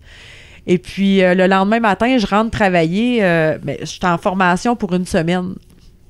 Avec, on a on doit se requalifier, là, puis avec mon arme à feu et tout ça. Puis, fait que quand j'arrive le matin, le policier, là, Vincent, il me dit, le formateur, il me dit, Calice, t'es bien maganant le matin, tu sais. Puis t'as travaillé toute la nuit, c'est clair, tu peux pas rester ici. J'ai dit, Vincent, j'ai pas travaillé toute la nuit, j'étais chez nous toute la nuit, mais depuis 3 heures du matin, je me suis réveillée, j'ai fait comme un cauchemar, j'ai vu quelque chose hier, j'ai pas aimé ça, puis il dit, tu devrais retourner chez vous. Fait que j'ai fait ma journée finalement, mais le lendemain, quand j'arrive, là, je suis toute défaite. Fait que je retourne à la maison. Puis je prends le train. Je prends le train pour revenir à la maison. Puis quand je reviens à la maison, à un moment donné, quand j'arrive proche de la gare, ça se met à tourner. Puis je suis assis, puis là, ça tourne, puis je me dis comment je vais faire pour me lever. Tu sais, là, puis je me voyais souvent dans un tourbillon. Tu sais, c'est l'image que j'ai. Je voyais tout le temps un tourbillon, puis moi, j'étais pris dans le milieu, mais je savais pas comment faire pour m'en sortir. Au travail? Au travail, ouais, c'est ça. Il y a comme tout le temps de la job. Puis là, c'était tout le temps comme un tourbillon, puis je me disais comment je vais faire pour m'arrêter. Puis dans tout ce que je faisais, c'était tout le temps excessif. Je m'entraînais pour un marathon. À ce temps-là, je m'entraînais pour un marathon. J'étais brûlée bien raide. J'allais courir des 25-30 km le dimanche. J'avais-tu besoin de ça? Tu comprends? C'était tout le temps l'hyper-performance. Fait que finalement, je suis sortie du train puis j'ai vomi sur les pieds d'un monsieur. Puis ce monsieur-là, il m'a pris les bras, puis il m'a regardé dans le visage, puis il m'a dit je vais appeler une ambulance, vous allez pas bien, madame. J'ai dit non. Puis sais-tu qu'est-ce que j'y ai dit? J'ai dit, monsieur, inquiétez-vous pas, moi je suis une police, je suis faite forte. Puis il m'a dit, ben tu peux être une police, mais là, ça va pas bien, là. Fait qu'il est venu me porter à mon auto, puis à ce moment-là, j'ai senti tout lâcher. On était le 25 novembre 2015, puis mon corps, il a fait, fous-moi la paix. C'est assez. C'est assez. C'est comme la phrase qui... C'est comme si c'était ça qui t'avait empêché tout ce temps-là, là, tu sais, de te permettre d'avoir des limites puis d'être faible. C'est comme, exactement. Moi, je suis une police, fait que oui. Ça a toujours été ça, dans le fond. Là. C'est ça. Je suis une police, je suis fait forte. Écoute, j'arrivais à des places, tu sais, moi, là, j'avais vu un petit garçon, un jeune voler au Walmart, là. J'étais avec mes 2 enfants, là. J'avais arrêté ce jeune-là. Tu sais, il n'y avait pas de limite, tu sais. C'était tout le temps... faire ma job 24 heures sur 24, c'est ce qu'ils disent, mais moi, j'avais pris ça pour vrai, là, pour du cash, pas à peu près, tu sais. Fait que 25 novembre 2015, ça a été ma dernière journée de travail. J'ai plus jamais retravaillé. Ça a été fini. Mon grand rêve d'être une police, mon grand rêve d'être au top de la GRC, ça s'est fini là. 25 novembre 2015, j'ai téléphoné pour dire que je prendrais 2 jours de congé. Puis mon boss, il m'a dit, tu prendras pas 2 jours de congé, tu vas prendre minimum 1 semaine. On va ramasser ton BlackBerry parce que j'étais tout le temps là-dessus en train de travailler. Fait que tu vas prendre 1 semaine de congé, puis ma semaine de congé, ben, elle s'est tournée en pension, tu sais. Puis je veux te parler de après 1 semaine, moi ça me prend un papier de médecin, tu sais. Fait que je m'en vais au médecin pour avoir un arrêt de travail d'un autre. Moi je demande 1 semaine à Isabelle, docteur Isabelle, je la connais, ça fait 17 ans, tu sais. Fait que j'arrive là, puis elle me dit je suis tellement contente que tu es ici. Elle dit que t'aurais juste pu péter au frais de José, t'es à bout, là, totalement. Fait qu'elle dit, ça va être... C'est parce qu'elle t'avait vu d'autres fois elle me connaissait, elle me voyait au fil des années comment je roulais, là, c'est ça, exactement, tu sais. Fait que, mais là, mon visage, là, tout était défait, là. Écoute, tout était lâché, là, mon visage était tout croche, c'était pas beau, là. Tu pouvais plus le cacher. Non, c'est impossible de cacher ça. Fait qu'elle m'a dit, José, ça va être 60 jours ton arrêt de travail. Je dis, non, tu peux pas, là, je m'en vais à Washington la semaine prochaine. Non, elle dit, tu laisses faire Washington, là. Puis elle dit, moi, je veux te dire quelque chose, on est remplaçable. Puis ça, c'est quelque chose que je veux que les gens comprennent. Moi, dans ma tête, là, c'était juste moi qui pouvais faire ce job-là. Tu comprends? C'était tout moi qui avait ça dans ma tête. C'était tout moi qui gérait tout ça, puis qui était au-dessus de cette enquête-là. Puis elle m'a dit, tout le monde est remplaçable. Puis j'ai été remplacée. Puis ils ont continué de faire le travail, puis ils l'ont fait super bien. Mais dans ma tête, j'étais pas remplaçable, tu comprends? Fait qu'elle m'a dit, Josée, tu souffres de dépression majeure. Tu voulais pas non plus peut-être être remplaçable? Je voulais pas être remplaçable. Je gardais tout pour moi-même, tu comprends? Je voulais faire ma job, je voulais faire mes affaires, tu sais. C'est ça doit être valorisant de se dire que t'es la seule personne qui peut faire ce que tu fais. C'est clair, c'est sûr, tu sais. Ouais. Fait qu'elle m'a dit que je souffrais de dépression majeure puis que j'aurais besoin de prendre des médicaments. Fait que je capotais, je pleurais, je hurlais, je disais non, moi je suis juste fatiguée, j'ai pas de dépression majeure. Puis elle me disait ouais, c'est ça, tu sais. Fait que quand je suis sortie de là, je me suis pété une sérieuse crise de panique dehors, à l'extérieur du bureau de mon médecin. Puis là, ça a pris 1 heure avant que je parte de là parce que j'étais incapable de conduire mon auto. Mais là, sais-tu qu'est-ce qui me dérangeait? C'est que il y avait une personne que j'aime beaucoup, là, un policier que j'aime beaucoup, qui m'avait dit la semaine d'avant, « Hey, toi, là, toi, t'es comme la fondation de notre maison. » Mettons que tu tombes, là, on tombe tous comme des dominos. Fait que là, moi, dans ma tête, là, j'avais un 60 jours d'arrêt de travail. Puis là, eux autres, ils me voyaient comme la fille la plus forte. Puis ils m'appelaient la machine. Hein? Souvent, quand on me présentait, on disait « Hey, la connais-tu, Josée? C'est la machine. Puis moi, là, hey, c'est valorisant là, de faire traiter de machine parce que tu travailles tellement, t'es tellement sur la coche. Ouais. Tu comprends? Une machine, ça n'a pas d'émotion non plus. Ouais, mais là, je veux plus jamais que personne m'appelle comme ça. Hein? Ça jamais. Là, je veux pas ça. Mais à ce moment-là, puis là, je me disais, je les laisse tomber. Je capotais parce que je laissais tomber ma gang. Puis moi, j'avais un chum à ce moment-là, lui qui était allé en Afghanistan. Puis à la fin de la mission, ils ont sauté sur une mine. Puis il y a un gars qui est mort, puis tout. Puis tu sais, c'était atroce qu'est-ce qu'il avait vécu. Mais lui, il était droit comme une barre. Puis là, moi, il fallait que je l'appelle pour lui dire... Ben, tu sais, je souffre de dépression. Je me sentais faible en tabarnouche, tu comprends? Fait que... Ces deux affaires-là mises ensemble, ça me faisait capoter. Puis là, mes petites m'appelaient, maman, t'en viens-tu? Maman, t'en viens-tu? Fait que finalement, j'ai décidé de prendre le volant puis m'en venir. Puis quand je suis arrivée sur l'autoroute, à un moment donné, mes fils se sont touchés. Puis je me souviens que je pleurais tellement puis que je me disais, qu'est-ce que le monde à GRC vont dire demain matin? Que Josée Carré, elle rentre pas travailler. Puis pour une dépression, pour moi, j'avais honte, une dépression. C'était impossible, la fille forte que j'étais. Puis là, je me voyais faible. Et puis là, à un moment donné, est venu un mur de ciment, puis je vais décider de me rentrer dans le mur de ciment parce que demain matin, à GRC, au quartier général à Montréal, ils vont dire Josée Carré, elle a eu un gros accident d'auto, elle a scrappé son auto, elle a 2 jambes cassées, pas à souffre de dépression. Ce qui ramène à ce que tu disais au début, là, la blessure physique que tu avais eue au genou. Exactement. Ça, c'était pris en considération. Exactement. Tu comprends? Fait que là, je me suis dit, en faisant ça, puis quand je suis arrivée, je te le dis, à ça du mur, j'ai comme vu j'ai vu un signal de mes enfants, j'ai vu mes enfants, puis j'ai bifurqué. J'aurais pu me tuer. Tu comprends? Je m'en allais pas à 40 km/h, là, je m'en allais sur l'autoroute, là, je m'en allais. Qu'est-ce qui disait que j'aurais pas pu me tuer? Fait qu'après ça, je m'en allais à 30 km/h, je me souviens, sur l'autoroute, à pleurer puis à me dire, voyons donc, moi, pendant toutes ces années-là, c'est moi qui arrêtais des gens qui avaient des problèmes psychiatriques, puis les amenais en psychiatrie, puis là, c'est moi qui viens de vouloir me rentrer dans un mur de ciment parce que j'ai trop honte de souffrir de dépression. T'as comme eu un retour, si on peut dire, à réalité. À réalité, ben j'ai pensé... Ça n'a pas de sens ce que je fais là. Aucun sens. Mais comment moi, je suis pas une folle, là, je suis intelligente quand même. Comment j'ai pensé de me rentrer dans un mur de ciment parce que j'ai trop honte de ce que le monde va dire demain. Fait que là, ce qui s'est passé, c'est que je suis arrivée chez nous puis je me suis isolée totalement de tout le monde parce que j'avais honte. J'ai fermé Facebook, Instagram, les nouvelles, mes courriels, mes textos. Puis est-ce que ta honte, ta peur du jugement était réaliste? Est-ce que les gens ils ont mieux réagi que tu croyais? Pas en tout. Écoute, les gens étaient là pour moi, là. Tu sais, c'est certain que j'avais la chance d'avoir la belle réputation. J'ai jamais pas rentré travailler, moi, parce que je disais que j'avais une gastro puis c'était pas vrai, là. Tu comprends? J'ai tout le temps été à job. Les congés de maladie, j'en prenais pas. Fait que j'étais pas la fille qui disait, ben, elle se plaint puis elle compte des histoires. Fait que les gens m'ont cru. Heureusement, j'ai été chanceuse parce que c'est pas tout le monde qui sont crus, tu sais. C'est pas tout le monde qui croit. Fait que là, ils savaient que c'était vrai. Puis là, j'ai eu des appels, puis je répondais à rien, hein. Mais ces gens-là, les gens avec qui je travaillais, ils m'envoyaient des textos, je pense à toi, je sais que tu me répondras pas, mais je suis là si tu as besoin. Puis ça a duré de même pendant 2 ans de temps. J'ai reçu des fleurs, j'ai reçu des cartes à ma fête, tu sais, puis les fleurs, je me souviens, tu sais, je fais une parenthèse, j'ai reçu 5 fois le fleuriste à ma fête, l'année d'après que ça s'est passé, tu sais. Puis les 5 fois, je pleurais, puis le monsieur, il comprenait pas, puis là, je ramassais les fleurs, mais moi, j'étais tellement... le même gars qui revenait. Oui, j'étais tellement morte dans moi que les fleurs, j'étais obligée de tout aller les jeter parce que je voyais ça comme des fleurs de salon mortuaire. Écoute, c'était devenu tellement... mais là, je vais revenir un peu en arrière parce que là, j'ai mon 60 jours d'arrêt de travail en dépression. Je dois aller voir une psychologue.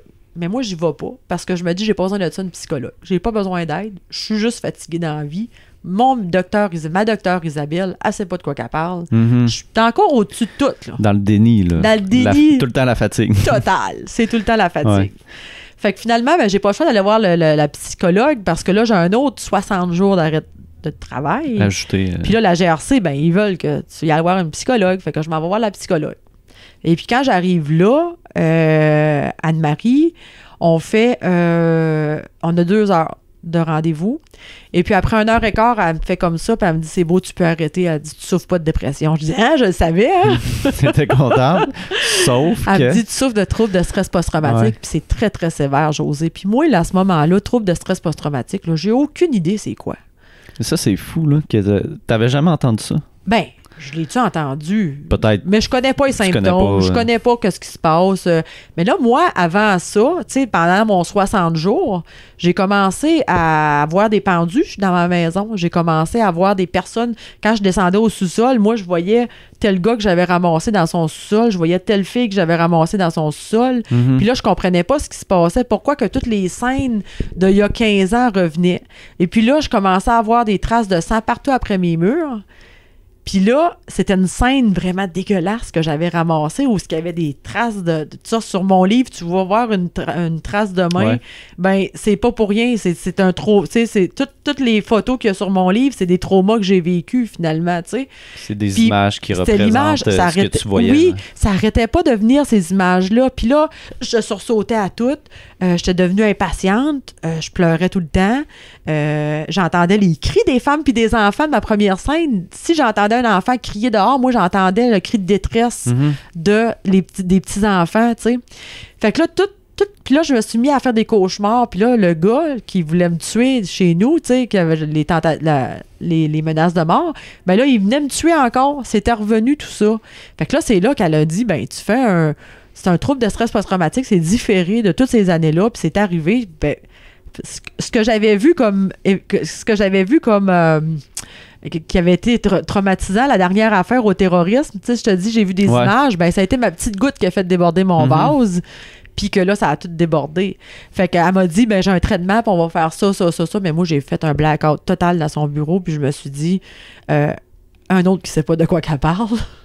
Qu'est-ce que tu veux dire, un blackout? J'écoutais plus. OK. J'écoutais plus ce qu'elle disait. Ouais, t'étais dans ta J'étais tête. déjà en train de me trouver un autre psychologue. Elle me parlait tout du traitement. Je savais pas ce qu'elle me disait. J'écoutais plus. J'étais partie complètement.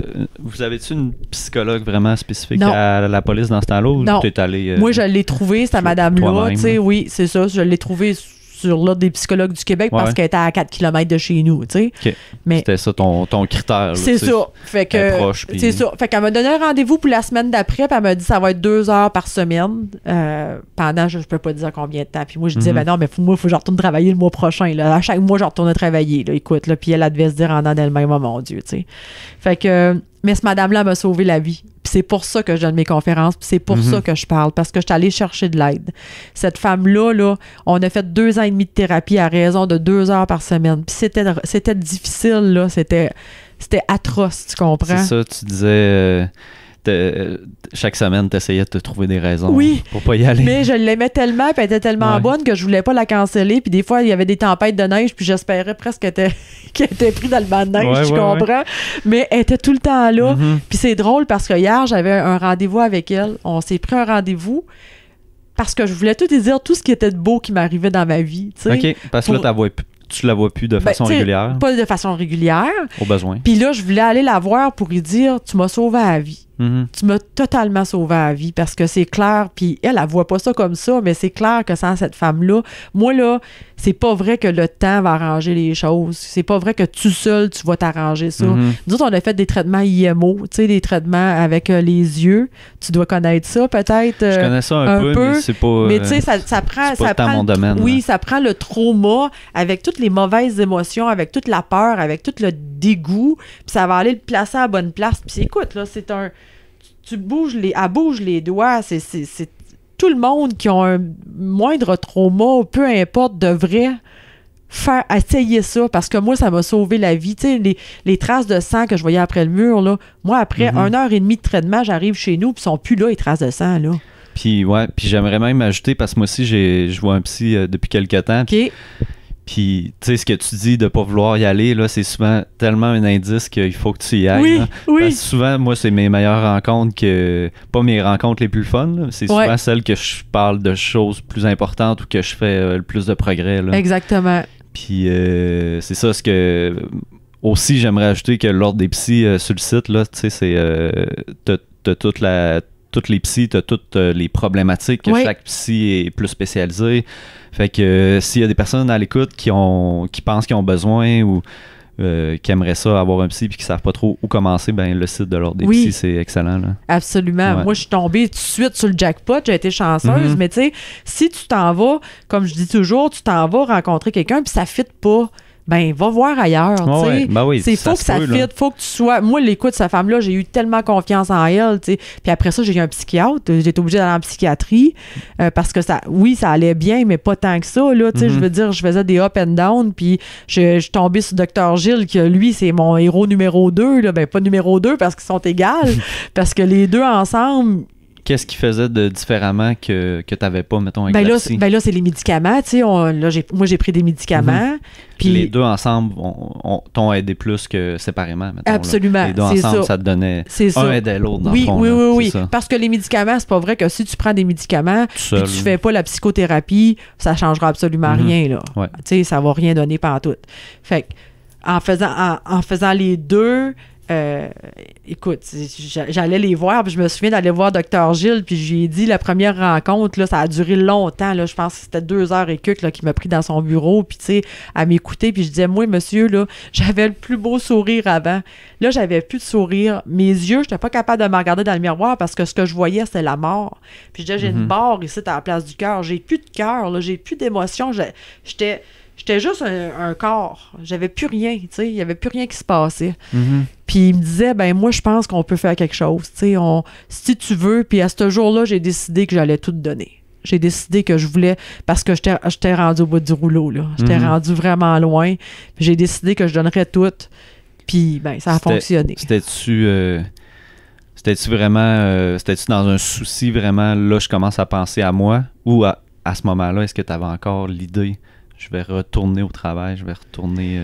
Moi, j'ai tout le temps pensé que je retourne au travail. Tout le temps. Ça, tu y pensais tout le temps? Oui. Moi, j'ai jamais pensé que je ferais rien d'autre de toute ma vie, là, c'est clair. Ouais. Qu'est-ce qui est arrivé, c'est qu'après 2 ans, là, ça fait 2 ans que la GRC me paye le full salaire, fait qu'eux autres, c'est comme normal qu'ils veulent savoir qu'est-ce qui se passe, fait qu'ils me demandent une réévaluation psychiatrique. Puis quand j'arrive dans le bureau du psychiatre, ben il me dit, ben aujourd'hui, ça prend quelqu'un qui lève la main, puis je vais le faire. Puis là, moi, je comprends pas trop. Fait qu'il me dit, la police, c'est fini. Je dis, ben non, vous comprenez pas, là, moi, là, je suis une police à vie, là, je peux juste faire ça. Puis il me dit, non, tu vas être capable de faire des grandes choses, j'en suis convaincue. Mais si je te retourne dans la police, José, il dit, c'est comme, tu sais, comme t'embarquer dans un auto, le mettre sur le reculant, puis après ça, peser sur le gaz, puis te rentrer dans un mur. Mais ce coup-là, le mur, tu vas peut-être pas tu vas pas bifurquer, tu vas rentrer dedans. Puis j'ai trop peur. Moi, pour ta santé, pour ta vie, j'écris noir sur blanc que c'est fini la police. Hey, là, écoute, je capotais. Là, ça a été un deuil incroyable, tu sais. Je tombais retraitée à 45 ans d'une carrière que moi, j'estimais tellement. Tu comprends? Fait que... Mais ce jour-là, il m'a dit quelque chose, c'est important, puis je veux que le monde... Il m'a dit, faut que tu trouves une mission. Faut que tu trouves quelque chose. Tu sais, faut que tu trouves... il dit, pourquoi tu vas pas voir des mémés et des pépés d'un CHSLD, tu sais?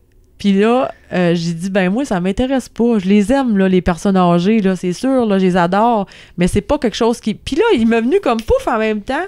je sais que je vais faire, avec mon expérience, avec ce que j'ai vécu, moi, je vais essayer d'aider les premiers répondants qui souffrent de troubles de stress post-traumatique ou qui pourraient en souffrir, à prévenir ça, à en parler, à dire que ça existe, qu'on peut être fort, puis qu'on peut tomber aussi, tu sais. Puis c'est là qu'est venue l'idée de mon blog « Histoire d'une fille de TSPT ». Puis là, j'ai commencé à écrire là-dessus en pensant que je voulais essayer de rejoindre des gens qui me ressemblaient, qui vivaient un peu la même chose que moi. Puis là, je me suis mis à écrire.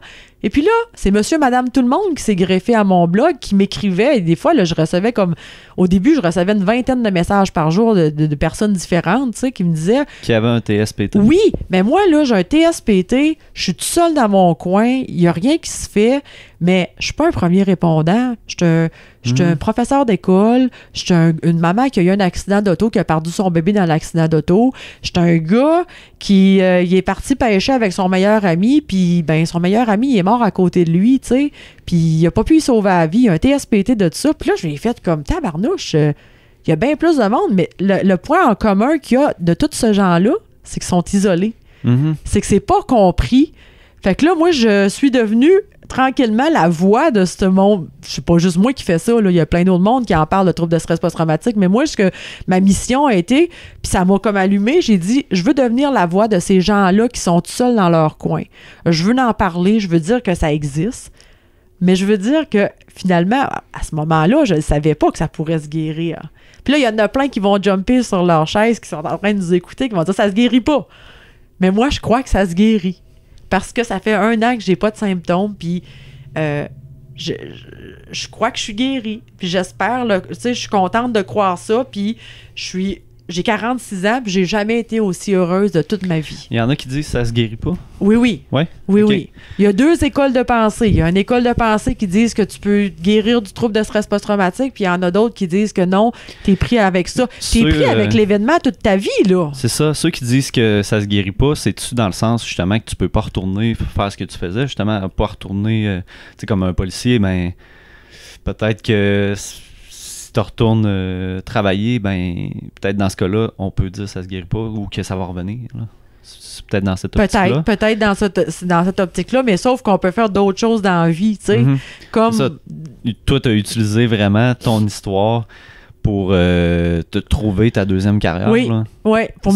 J'ai l'impression, puis écoute, j'ai tellement cheminé pendant toutes ces années-là où est-ce que j'ai souffert, j'ai appris justement les outils, mon coffre à outils, je veux le partager aux gens qui souffrent, tu sais. Je reçois des messages qui disent « Ouais, mais toi, tu sais, oui, mais toi aussi, tu peux. » Tu sais, je suis allée prendre une marche, j'ai fait une vidéo, puis il y a du monde qui m'écrivait « Ouais, mais toi, c'est pas pareil. » Oui, tu sais, on peut s'en sortir. C'est difficile, là. C'est rough en tabarnouche. Là, ça prend un... Tu sais, il y en a qui disent que t'es pas faible, là. T'es courageux en tabarnouche, tu sais.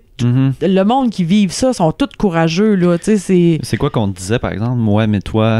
Ah, mais toi... C'est quoi les comparaisons? J'ai plus de support. Oui, puis c'est vrai qu'il y en a, par exemple. Tu sais, c'est vrai, j'ai été chanceuse. J'ai eu beaucoup de support. J'appelle ça mes bouées de sauvetage. J'avais tout le temps du monde autour. Même si je répondais pas à mes messages, ils étaient là, les gens. Tu comprends? Ouais. On compare souvent... Une autre affaire que je veux parler, on compare souvent les traumas. Tu sais, on me dit, ouais, mais toi, t'as vécu. C'était incroyable. Moi, c'est rien comparé à toi. Pas grave, ça. La finalité est la même chose. Des flashbacks, les cauchemars. Quand tu dors pas de la nuit parce que tu trembles de la tête aux pieds, là, que c'est pas grave, ça, qu'est-ce que tu as vécu. C'est quoi qui est dur à comparer, là. Tu sais, c'est comme un peu comme le deuil, tu sais. Perdre un enfant, c'est pire que c'est ça. Mais c'est ça. Je pense que c'est dur à comparer. Exactement. Là. Moi, c'est ça que je veux que le monde comprenne. Comparez pas les traumas à tout ce que j'ai raconté tantôt. Tu sais, c'est drôle parce que je suis allée donner une conférence récemment, puis on me dit, ben, j'ai l'impression que toute la gang dans la salle ont même pas le corps de trauma que t'as. Oui, mais c'est pas grave. Ça se peut que toi, t'aies décroché une personne qui s'est pendue, puis que c'est assez pour vivre les mêmes symptômes que moi j'ai vécu, tu comprends? Puis même, je suis persuadé que quelqu'un qui aurait pas de trauma pourrait quand même avoir soutiré de quoi de ta conférence, puis au plan de l'importance de parler, l'importance de prendre soin de soi, Ben, pas besoin d'avoir vécu l'enfer. Non, ça, vois-tu, j'en ai donné à des professeurs la semaine passée au Nouveau-Brunswick, puis c'était, eux autres, je pense qu'il y a le plus que la superwoman, la super mom, la super cop, tu sais, comment tu peux te donner, comment tu peux t'amener à bout. Ben, ça fait réaliser, OK, moi, là, j'ai eu beaucoup de commentaires après la conférence, puis des messages après qui me disent, hey, tu m'as fait réaliser que je me donne ben trop, que je me mets pas de limite. Merci, tu sais. Ça, c'est dans beaucoup de domaines, là. Exactement. C'est pas juste la police, là. Non. Au travail, peu importe ton domaine, tu peux être dans l'over-performance. Absolument, tu sais. Fait que. Puis un trouble de stress post-traumatique, ça peut arriver à tout le monde. Mm-hmm. Tu sais, on n'est pas à l'abri de ça dans n'importe quoi. Tu sais, on peut sortir, on a un accident d'auto, puis on est traumatisé de ça. Mais ce que je parle, c'est de aller se faire traiter avant que ça devienne un trouble de stress post-traumatique. Tu sais, tu vis un événement, ben attends pas qu'il soit trop tard, qu'il y ait plein d'accumulés. Va-t'en demander de l'aide. Ben demander de l'aide. Va consulter un professionnel de la santé, puis évacue ça tout de suite, règle ça tout de suite avant justement de frapper le mur. Moi, j'ai rien fait de ça. J'ai frappé le mur solide, tu sais, mais faut régler ça à mesure. Si j'avais de dons su, mais à ce moment-là, on parlait pas de ça. Tu sais, on disait, y a-tu quelqu'un qui file pas dans la gang? Mais tu penses-tu que j'aurais été lever ma main en avant des autres, qu'il y a personne qui lève la main, tu sais? Ça demandait ça, mettons, durant des briefings? Ben, pas... je dis ça, là, mais ça n'a pas arrivé souvent. Tu sais, ça n'arrivait pas souvent. Là. Ben justement, on va peut-être en parler un peu au niveau de des organisations policières ou de la formation. Tu sais, je pense que vous avez des briefings, justement, après des interventions difficiles, des choses comme ça? Pas tout le temps. Pas tout le temps? Non. Okay. Dans ce temps-là, on n'avait pas. Qu'est-ce qui doit changer, en fait, au niveau des organisations? Est-ce que c'est de plus vous informer des troubles comme ça qui peuvent arriver? Moi, je crois que oui. Des conséquences? Moi, je suis convaincue de ça. C'est que si tu sais c'est quoi les symptômes. Tu sais, moi, là, si mes collègues là, avaient su... Parce que je suis devenue colérique un peu à la fin. Tu sais, je donnais un coup de poing sur la table là, dans un meeting. Là. Jamais j'aurais fait ça avant. Là, tu comprends? Mon visage qui était tout croche, que j'avais de l'air de pas bien aller, que je m'isolais. J'allais plus dîner au restaurant que le monde. Tu sais, je faisais plus de social, tu sais, tout ça. Mais s'il avait connu les symptômes, peut-être quelqu'un aurait pu me prendre... Il y a un gars qui m'a écrit le vendredi, je suis tombée la semaine d'après. Okay.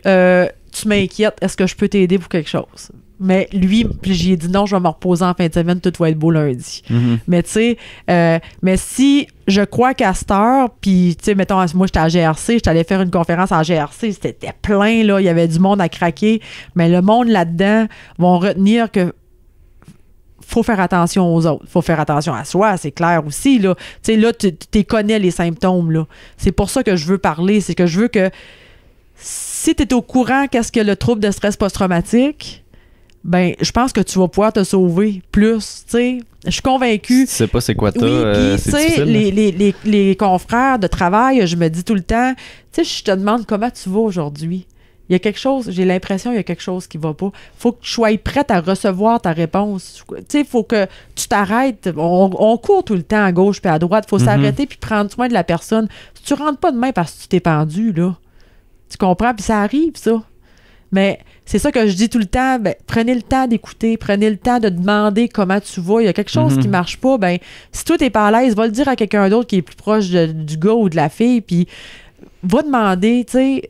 Des fois, t'as juste besoin de ça. Moi, si j'avais eu quelqu'un qui m'aurait dit, écoute, j'avais une bosse d'un sein, là, puis je souhaitais d'avoir le cancer pour m'arrêter. C'est pas drôle, là. Quand tu te dis, si j'ai le cancer, je vais avoir une raison de m'arrêter.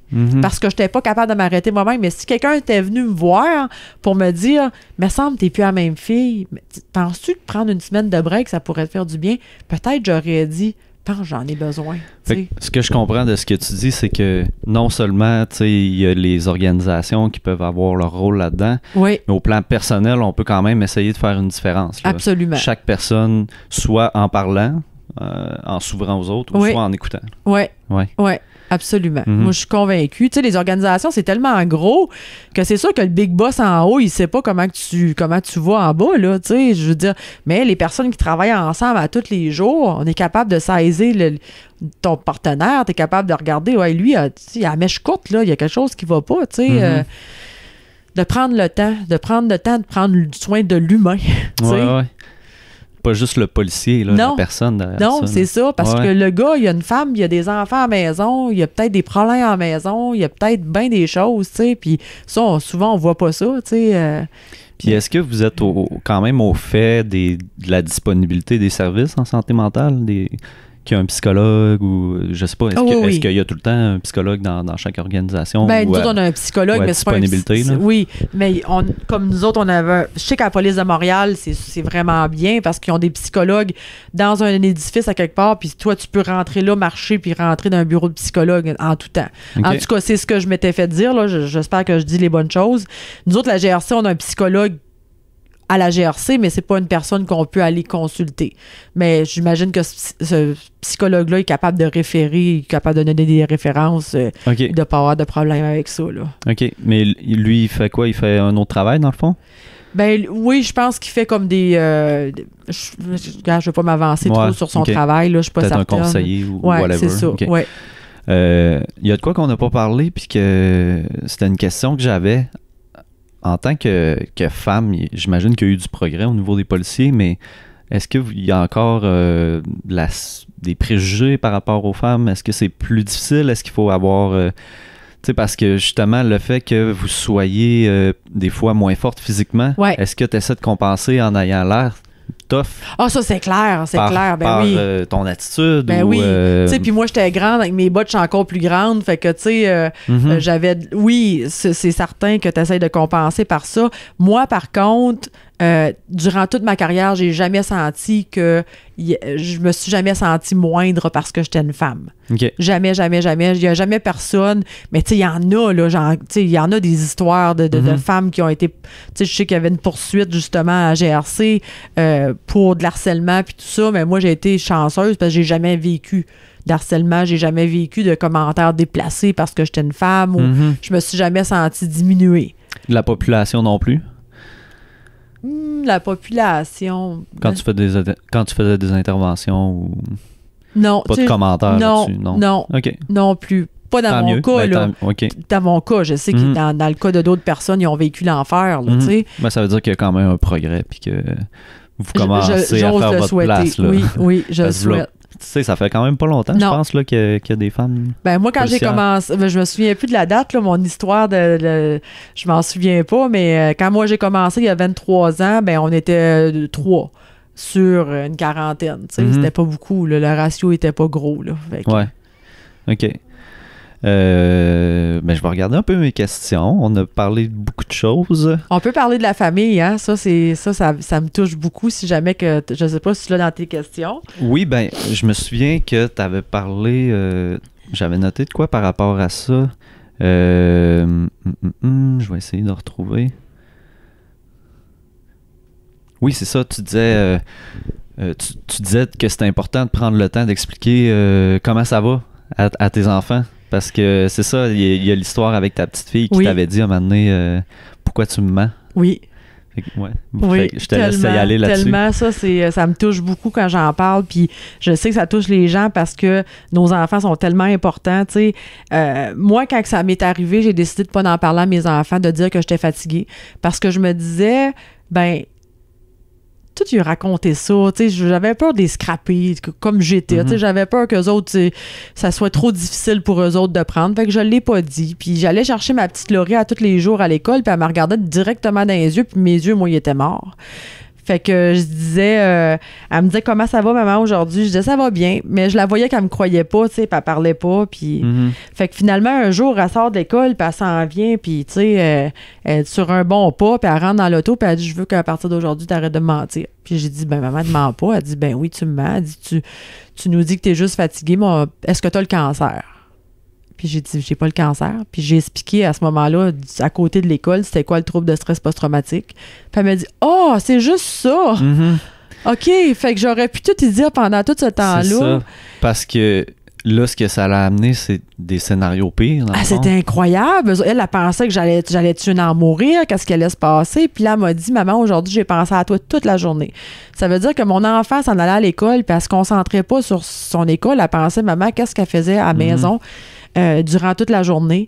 Puis elle a dit, j'ai trouvé une solution.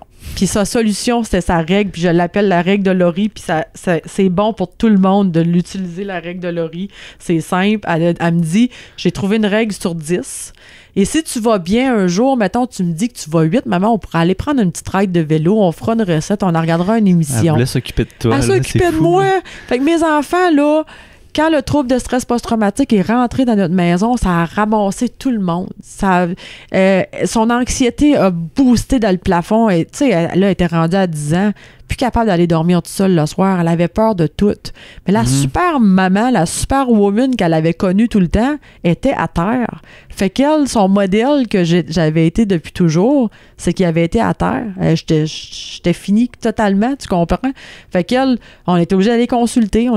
Puis je l'ai apporté voir la psychologue pour qu'on aille chercher de l'aide pour elle aussi, tu sais. Fait que c'était difficile. Je me souviens de dire aux enfants, maman s'en va lire dans sa chambre. Puis quand j'allais lire, ben j'allais vomir ou j'allais pleurer ou j'allais faire une crise de panique dans ma chambre. Puis je voyais en dessous de la porte les petits pieds qui étaient là, qui écoutaient. Mais moi, j'avais pas la force d'aller m'occuper de mes enfants. Fait que les enfants, ils ont été obligés de prendre soin une de l'autre, mais de devenir des petits adultes. Tu sais, ils ont été obligés de grandir trop vite. Ouais. Puis c'est rough, c'est une famille, tu sais, c'est difficile.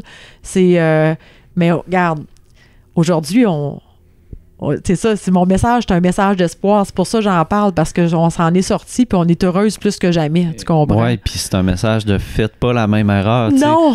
Faites de quoi avant que ça arrive. Exactement, là. Exactement. Tu sais, mettez-vous des limites. Puis ayons confiance en nos enfants. On peut leur parler. Moi, à cette heure, je leur parle. Laura donne des petites conférences avec moi une fois de temps en temps. Tu sais, elle, son message, c'est comment vivre avec une maman atteinte de troubles de stress post-traumatique. Puis elle se répète tout le temps. Puis elle dit toujours, parlez-nous, dites-nous qu'est-ce qui se passe. On veut être rassurés. Vous avez fait un petit vidéo sur YouTube? Oui, ben la GRC qui ont tourné ça pour justement les membres des familles de la GRC, tu sais. Elle parle super bien. Elle est bonne au bout, tu sais, elle avait 10 ans là-dessus. Je me disais, crime, ça roule, là. Il n'y a quasiment pas de montage, puis elle te parle ça. Oui, mais là, on a un beau projet, on fait pour Belle Cause pour la cause. Finalement, cool, qu'est-ce qu'ils font avec Canal Vie? Ça va sortir au mois de janvier. Justement, on va tourner bientôt, là. Okay. C'est comment vivre justement avec une personne atteinte d'une maladie mentale. Fait que moi, je suis le centre, je suis le centre, mais c'est mes enfants, mes parents, mon boss qui vont parler comment ils ont vécu ça. Okay. Fait qu'ils vont nous suivre pendant presque un mois de temps là, à monter ça. Fait que, puis mes enfants, ils sont super contents d'en parler, ils font partie du projet, puis tu sais... Est-ce qu'ils suivent d'autres mondes? Oui, on va être 3 personnes qui vont être suivies, ça va être un super de beau... Fait que ça va être en parallèle, les 3 histoires, oui, puis c'est chaque ça. Épisode, ben ça va avancer dans le temps, si on peut dire. C'est ça, okay. Ouais. Fait que, tu sais, les enfants vont en parler, mais parce qu'on a acquéri beaucoup d'outils. Tu sais, on est allé chercher beaucoup d'aide.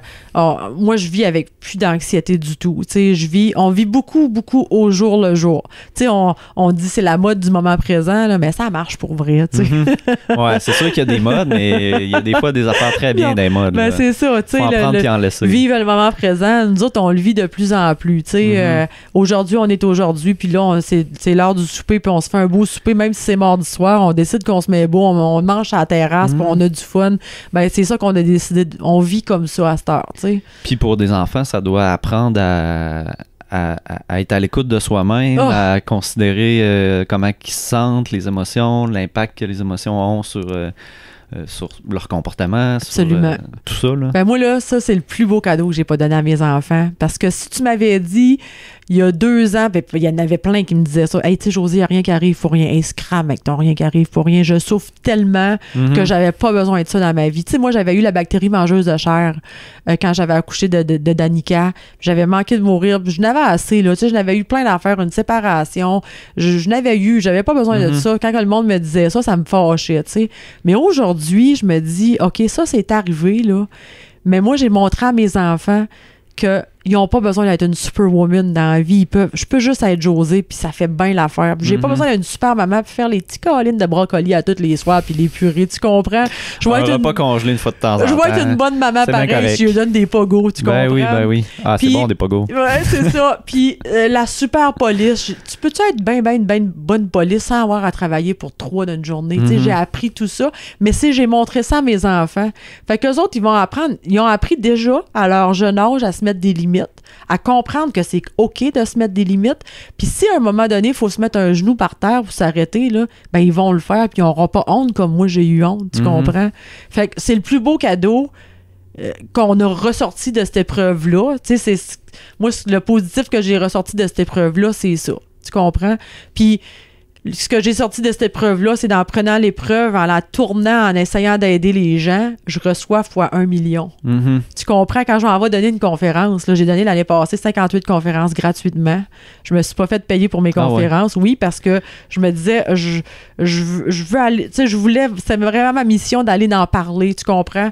Puis j'allais parler, je me livrais, mais quand j'arrivais chez nous ou après, j'avais des messages, là.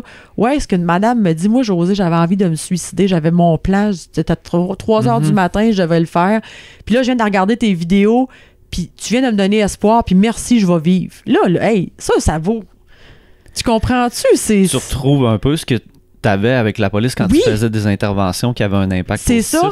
Fait que je trouve qu'aujourd'hui, avec la mission que je me suis donnée, c'est que je redonne...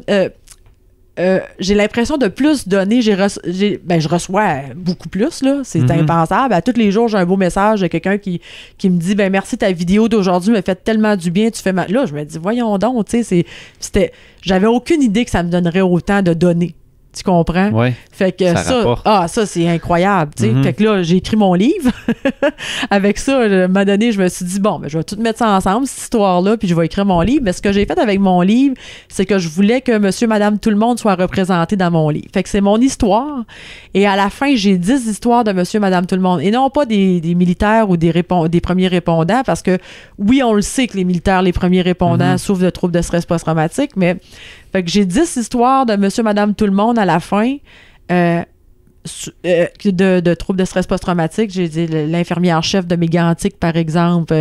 Après ça, une maman qui perd son enfant une maman puis un papa qui perdent leur enfant dans un accident d'auto. Là, je veux pas toutes, je les dis pas toutes, mais c'est toutes des histoires où est-ce qu'il y a aussi de l'espoir, où est-ce qu'on s'en sort à un moment donné, qu'on est allé chercher des outils, qu'il y a de l'espoir, tu sais.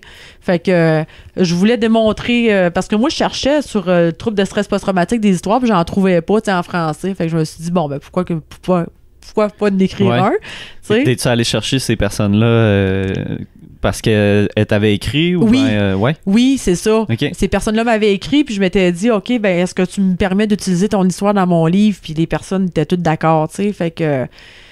Ouais, fait que je pense que ça va être... Mon livre, c'est un livre d'espoir. C'est pas un livre... Tu sais, il est noir là, dessus, là, puis tu sais, c'est parce que c'est des traumas, puis tout ça, mais là, dedans, quand tu l'ouvres, c'est un message d'espoir, puis c'est vraiment ce que je veux transmettre dans mes conférences. C'est pour ça que je me déplace pour venir jusqu'à Trois-Rivières te voir, parce que je veux transmettre de l'espoir, tu sais. Ben c'est ça aussi que moi, je veux faire via le podcast d'une certaine façon, c'est d'avoir un impact, dans le fond, sur les gens. Par des invités... Fait que je suis content que tu sois là puis que tu aies partagé ton histoire, mais j'ai encore quelques questions. OK, t'as encore des questions. Quelques-unes, parce que là, tu parlais puis ça me faisait penser à... récemment, il y a eu des événements un peu plus dark, là, un peu plus tristes. Il y a eu le suicide du policier qui a intervenu le premier chez Guy Turcotte. Oui. Puis en faisant des petites recherches, j'ai vu aussi que c'était pas une histoire unique, là, en fait. Là. J'ai vu que c'est arrivé aussi avec une ambulancière qui est intervenue à la mosquée de Québec. Fait que, encore là, ça, c'est des histoires malheureuses que des personnes qui ont cru qu'ils avaient plus d'espoir puis qu'ils n'avaient pas de moyens de parler de leur histoire. Oui, un pompier de la ville de Montréal, la même chose. Tu sais, c'est qu'ils ont cru, ils souffraient tellement. Puis moi, suite au décès de l'agent là, de l'histoire Turcotte, là, ben, j'ai écrit sur mon blog, puis c'est pour ça que tu m'as vu, parce que Le Soleil, ils sont venus m'interroger après. C'est suite à ça. C'est pour ça que j'ai apparu dans le journal le samedi d'après. Mais parce que j'y écrivais que je le comprenais, parce que je le sais à quel point qu'il pouvait souffrir. Mais il voyait plus d'issue, tu sais. Je le sais comment qu'on souffre, là. C'est fou, là. Puis tu te sens seul, puis tu te sens pas compris, puis tu te dis, voyons donc, ça va-tu s'arrêter? Puis là, quand tu te couches, tu fais des cauchemars, fait que tu réussis jamais à te reposer. Dans le jour, tu vois les flashbacks, tu revois tout ça, tu sais. C'est comme si 24 heures sur 24, ça l'arrête jamais. Fait qu'à un moment donné, ben, tu viens écœuré de ça, puis t'es plus capable, tu sais. Moi, j'ai eu peur. J'ai eu peur parce qu'il y avait un policier de la GRC qui s'était suicidé, qui était atteint de troubles de stress post-traumatique avec son arme de service, tu sais.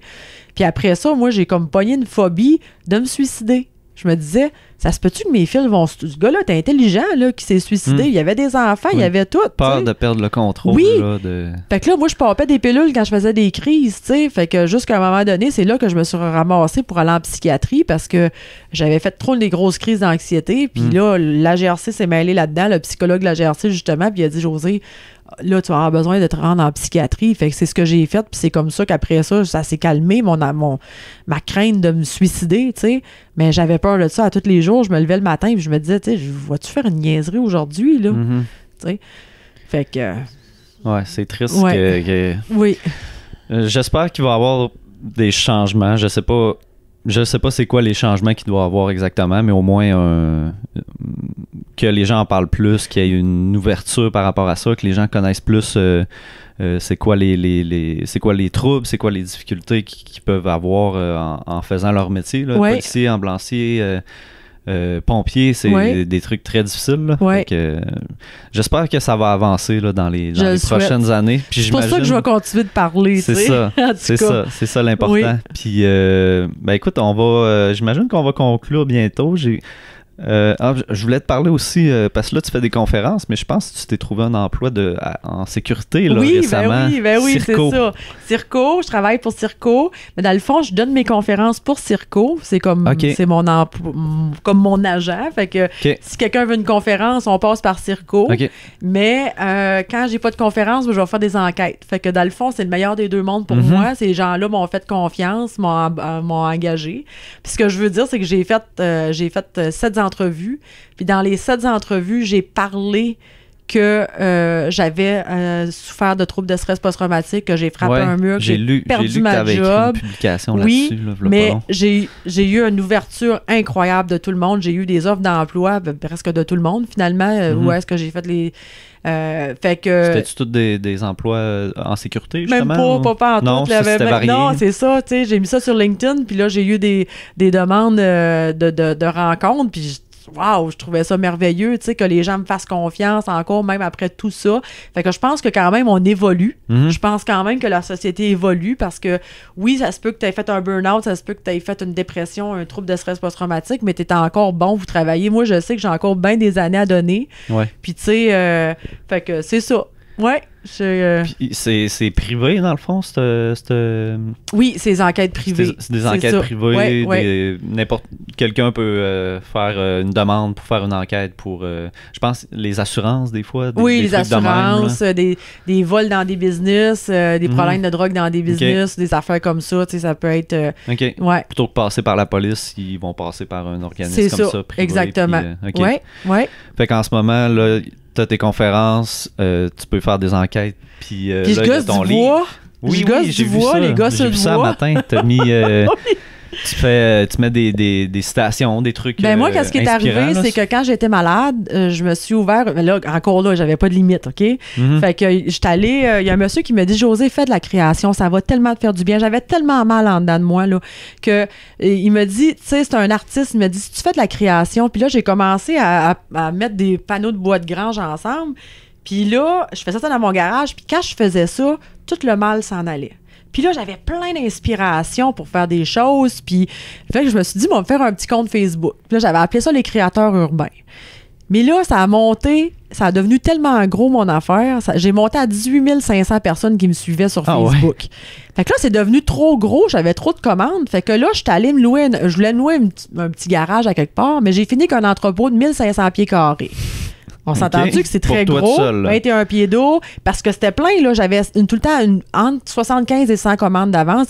J'ai livré des têtes de lit en Ontario, au nord, tu sais, écoute, sky was the limit. Là, t'es-tu rendu avec des employés là-dedans? Mais non, mais là, T'es-tu seul là-dedans? mais non, mais ça a devenu ben trop gros. T'as arrêté? Je capotais, là. À un moment donné, je m'amusais plus, là. Ah ouais. Puis là, tu sais, non. Fait que là, du jour au lendemain, j'ai fermé ça.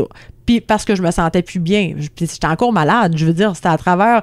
Tu sais, Ok. le bien que ça me C'était dans le faisait, là, processus, c'était rendu ben trop, là. C'était de la manufacturation. Puis tu sais, ça y allait plus. Fait que j'ai fermé ça. Mais là, en fin de quasiment semaine. retourner dans des habitudes de performance. Absolument, c'était ça. En Sauf fin dans de le bois, semaine, là. je parlais avec mon chum. Puis là, on s'est dit, on recommence ça pour s'amuser. Fait que là, on s'est fait une nouvelle page Facebook, puis là, on a des commandes, c'est le fun au bout, mais tu sais, on va le faire pour s'amuser, je mettrai pas de pression, tu sais, j'aime l'art, puis l'art, ça fait du bien, tu sais. Ça... Peut-être mettre des limites de... Ben Ah, oui. Je peux pas t'adonner avant tant de temps. Non, puis te exactement. permettre, Ben, là, j'ai appris depuis ce temps-là. Tu sais, c'est ça, exactement. J'ai appris. Puis, ben, on va s'amuser à faire ça. Puis, tu sais. Fait que beaucoup de projets. L'art-thérapie. Ben oui, j'ai des projets. Puis, tu sais, je veux démontrer après une grosse période de noirceur comme ça, ben, il peut y avoir le soleil qui brille tellement fort, là, tu sais, c'est... ouais. C'est ça, la phrase que tu t'étais fait dire de « il n'y a rien qui arrive pour rien », que t'avais tellement pas le goût d'entendre à ce moment-là. Ben, c'est vrai. Tu peux avoir de quoi de positif, de n'importe quoi, tous les événements négatifs. Peu importe à quel point c'est négatif. Oui. Ça dépend beaucoup de la perception que tu as puis du travail que tu fais sur toi aussi. C'est ça, mais il faut faire du travail. Ça se fera pas tout seul. C'est ça l'affaire. Aller chercher de l'aide. Puis, fait que, ben, en terminant, ton livre, lui, ça sort quand? Mon livre, il sort le 23 octobre. Ça s'appelle Flashback. Flashback. Oui, c'est ça. Je vais te donner mon petit pamphlet tantôt quand je vais sortir. Là, puis on va faire un concours, c'est ça? Oui, exact. Oui, j'aimerais beaucoup ça, oui. Fait que faire tirer un de tes livres quand il va sortir, peut-être fin octobre ou début novembre. Oui. Peut-être le temps que le monde partage aussi, puis tout ça. Parfait.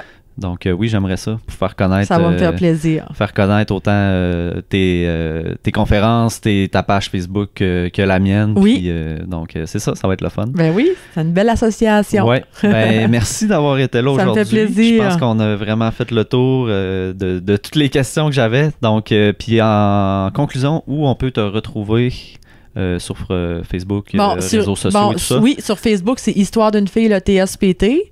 J'ai mon site web, c'est josécarré.com. Puis, ben, c'est ça. Puis tes conférences qui s'en viennent, est-ce que tu sont sur josécarré.com. Sont sur le site. J'en ai des privés beaucoup, mais là, j'ai ouvert 4 conférences suite à la sortie de mon livre. C'est Montréal, Québec, Sherbrooke et Gatineau.